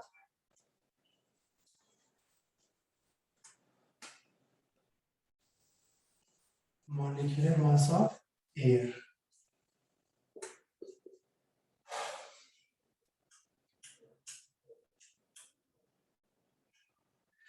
ठीक है चलो सॉल्व करते हैं, आप लोग भी कर लेना, टाइम भी हो गया है। 39 ब्रो, 39 नहीं आएगा, 29 आएगा। 29, हाँ सर 29 है ना, तो ध्यान रखना 29 is the molecular, 29 U is the molecular weight of air, or you can say 29 gram is the molar weight of air। तो अगर फ्यूचर में कोई आपसे पूछता है कभी ना एयर, आप उसको आंसर कर देना 29। कैसे ध्यान रखना, आते हैं बस अपन समझ लेंगे उसको। देखो मॉलिक्यूलर वेट ऑफ एयर कैसे निकलेगा, कौन कौन है? नाइट्रोजन, ठीक है भाई, 28 तुम्हारा वेट है, तुम्हारा कंट्रीब्यूशन 78 है। ऑक्सीजन 32 तुम्हारा वेट है, मास है, और कंट्रीब्यूशन तुम्हारा 21 है। तुमको लग रहा है सब परसेंट है ना, कोई दिक्कत नहीं, सब में बटे 100 करते जाओ, 100 अपॉन 100, लास्ट में उसी को तो मैं 100 लिखता हूं। ये कई बात है, आप डिस्ट्रीब्यूट कर दिया सब, और क्या। ठीक है, मतलब एक ही बार लिख देंगे ऐसे नीचे से, एक ही बार में सब पे 100। ठीक है, थर्ड में कौन है? CO2 है 44 भैया आपका कंट्रीब्यूशन है, और आप 0.1 के लेवल के हो। लास्ट में आर्गन है 40 आपका कंट्रीब्यूशन हो है, जो भी है, और आपका 0.9 है इस तरह। चलिए बस इसी को सॉल्व कर देना है, इसी को सॉल्व कर देना है। कितना आ रहा है सॉल्व करना, वैल्यू आएगी 29U। So 29U is the molecular weight of air. But इसके लिए इसका मॉलिक्यूलर वेट कह पाना बहुत सही नहीं है कि एयर का एक मॉलिक्यूल कैसे लिया है, एयर का एक मॉलिक्यूल कैसे लिया है। तो इसके लिए ज्यादा अच्छा टर्म क्या होगा? Molar mass of air. इसके लिए जो एक्चुअल टर्म सही रहेगा मोलर मास ऑफ एयर। तो आप उसके लिए क्या करोगे? मोलर मास के लिए इसी को कर दोगे ग्राम। ये तो अपन लोग खूब जानते हैं भैया। अगर पूछोगे सिर्फ एक मॉलिक्यूल या एटम का तो आंसर करेंगे यू में, अगर पूछ दोगे उतने मोल्स का तो आंसर कर देंगे ग्राम में। वैल्यू चेंज करेंगे नहीं। बस क्लियर? ये बताओ। Yes sir. एयर का हम लोगों ने निकाल लिया मोलर वेट। तो अभी के बाद कोई पूछेगा एयर का क्या, अगर पूछेगा नाइट्रोजन का 28, एयर का 29, तो भूल जाओ तो ध्यान लगाना कि बस नाइट्रोजन से स्लाइटली ऊपर है। स्लाइटली ऊपर भी क्यों है बताओ? क्योंकि इसका मेजर कंपोनेंट जो है वो कौन है? एयर में 80% के लगभग कौन है? नाइट्रोजन है। तो सबसे ज्यादा वेटेज भी तो उसी का रहेगा। तो उसी के मास के आसपास में इसका भी आंसर आने वाला है कि 80% तो इसी जगह बैठा हुआ। तो इसलिए 28 ये था, और वो लोग हल्का सा बढ़ के कहां तक जा पाए? 29। बस, तो आंसर इज 29 ग्राम। ये हो गया। तो हम लोगों ने क्या सीखा इससे? आज के क्लास में बेसिकली दो चीज सीखी है। एक तो एयर वाला अच्छा लगा सीख करके अपने को, और एक मेन चीज, पीरियोडिक टेबल में जो कोई भी एलिमेंट्स के ऊपर एटॉमिक मास डेसिमल में सबका लिखा रहता है और पढ़ाया जाता है कि उतना यू होना चाहिए, तो एक्चुअली में प्रॉब्लम कहाँ हो रहा है? तो प्रॉब्लम हो रहा है कहाँ पे? प्रॉब्लम हो रहा है कि उसका आइसोटोप्स प्रेजेंट होंगे, और आइसोटोप्स का एवरेज लेने के बाद वो एवरेज वैल्यू वहां लिखी रहती है, इसलिए वो हमेशा लगभग डेसिमल ही आती है। क्लियर? Yes sir. ठीक है, तो आज की Yes, क्लास में sir. इतना ही है, बाकी अगली क्लास में करेंगे डिस्कस फिर। ठीक है, चलिए। एक्सक्यूज मी सर, हाँ जी, बताइए। मेरा ये जो लास्ट जो भी आपने आंसर निकाला वो मेरा 2860.76 आ रहा है। 28 ठीक है। अरे ठीक है, जो भी आ रहा है 28 अपॉन 100 करोगे ना तो कितना 28 आ रहा है। Yes sir. 28 पॉइंट समथिंग आ रहा है ना? नहीं 28 नहीं 2860 पॉइंट्स फिर आ रहा है समथिंग। अरे ठीक है, उसको 100 से डिवाइड करोगे तो 28.6 आ जाएगा ना। ओके सर, मैं ट्राई करूंगी, कैलकुलेशन मिस्टेक होगा। और अगर, अरे तो ये बोल रहा हूँ कि एग्जैक्ट तुमको 28 लेकर 29 लेकर के आना भी नहीं है, 28 पॉइंट समथिंग ही आता है आंसर भी, बट हम लोग उसको 29 ही बोल रहे हैं, है ना? Okay sir. ठीक है, ओके, चलिए, see you in the next class. Okay. Thank you sir. Thank you sir. Thank you, sir.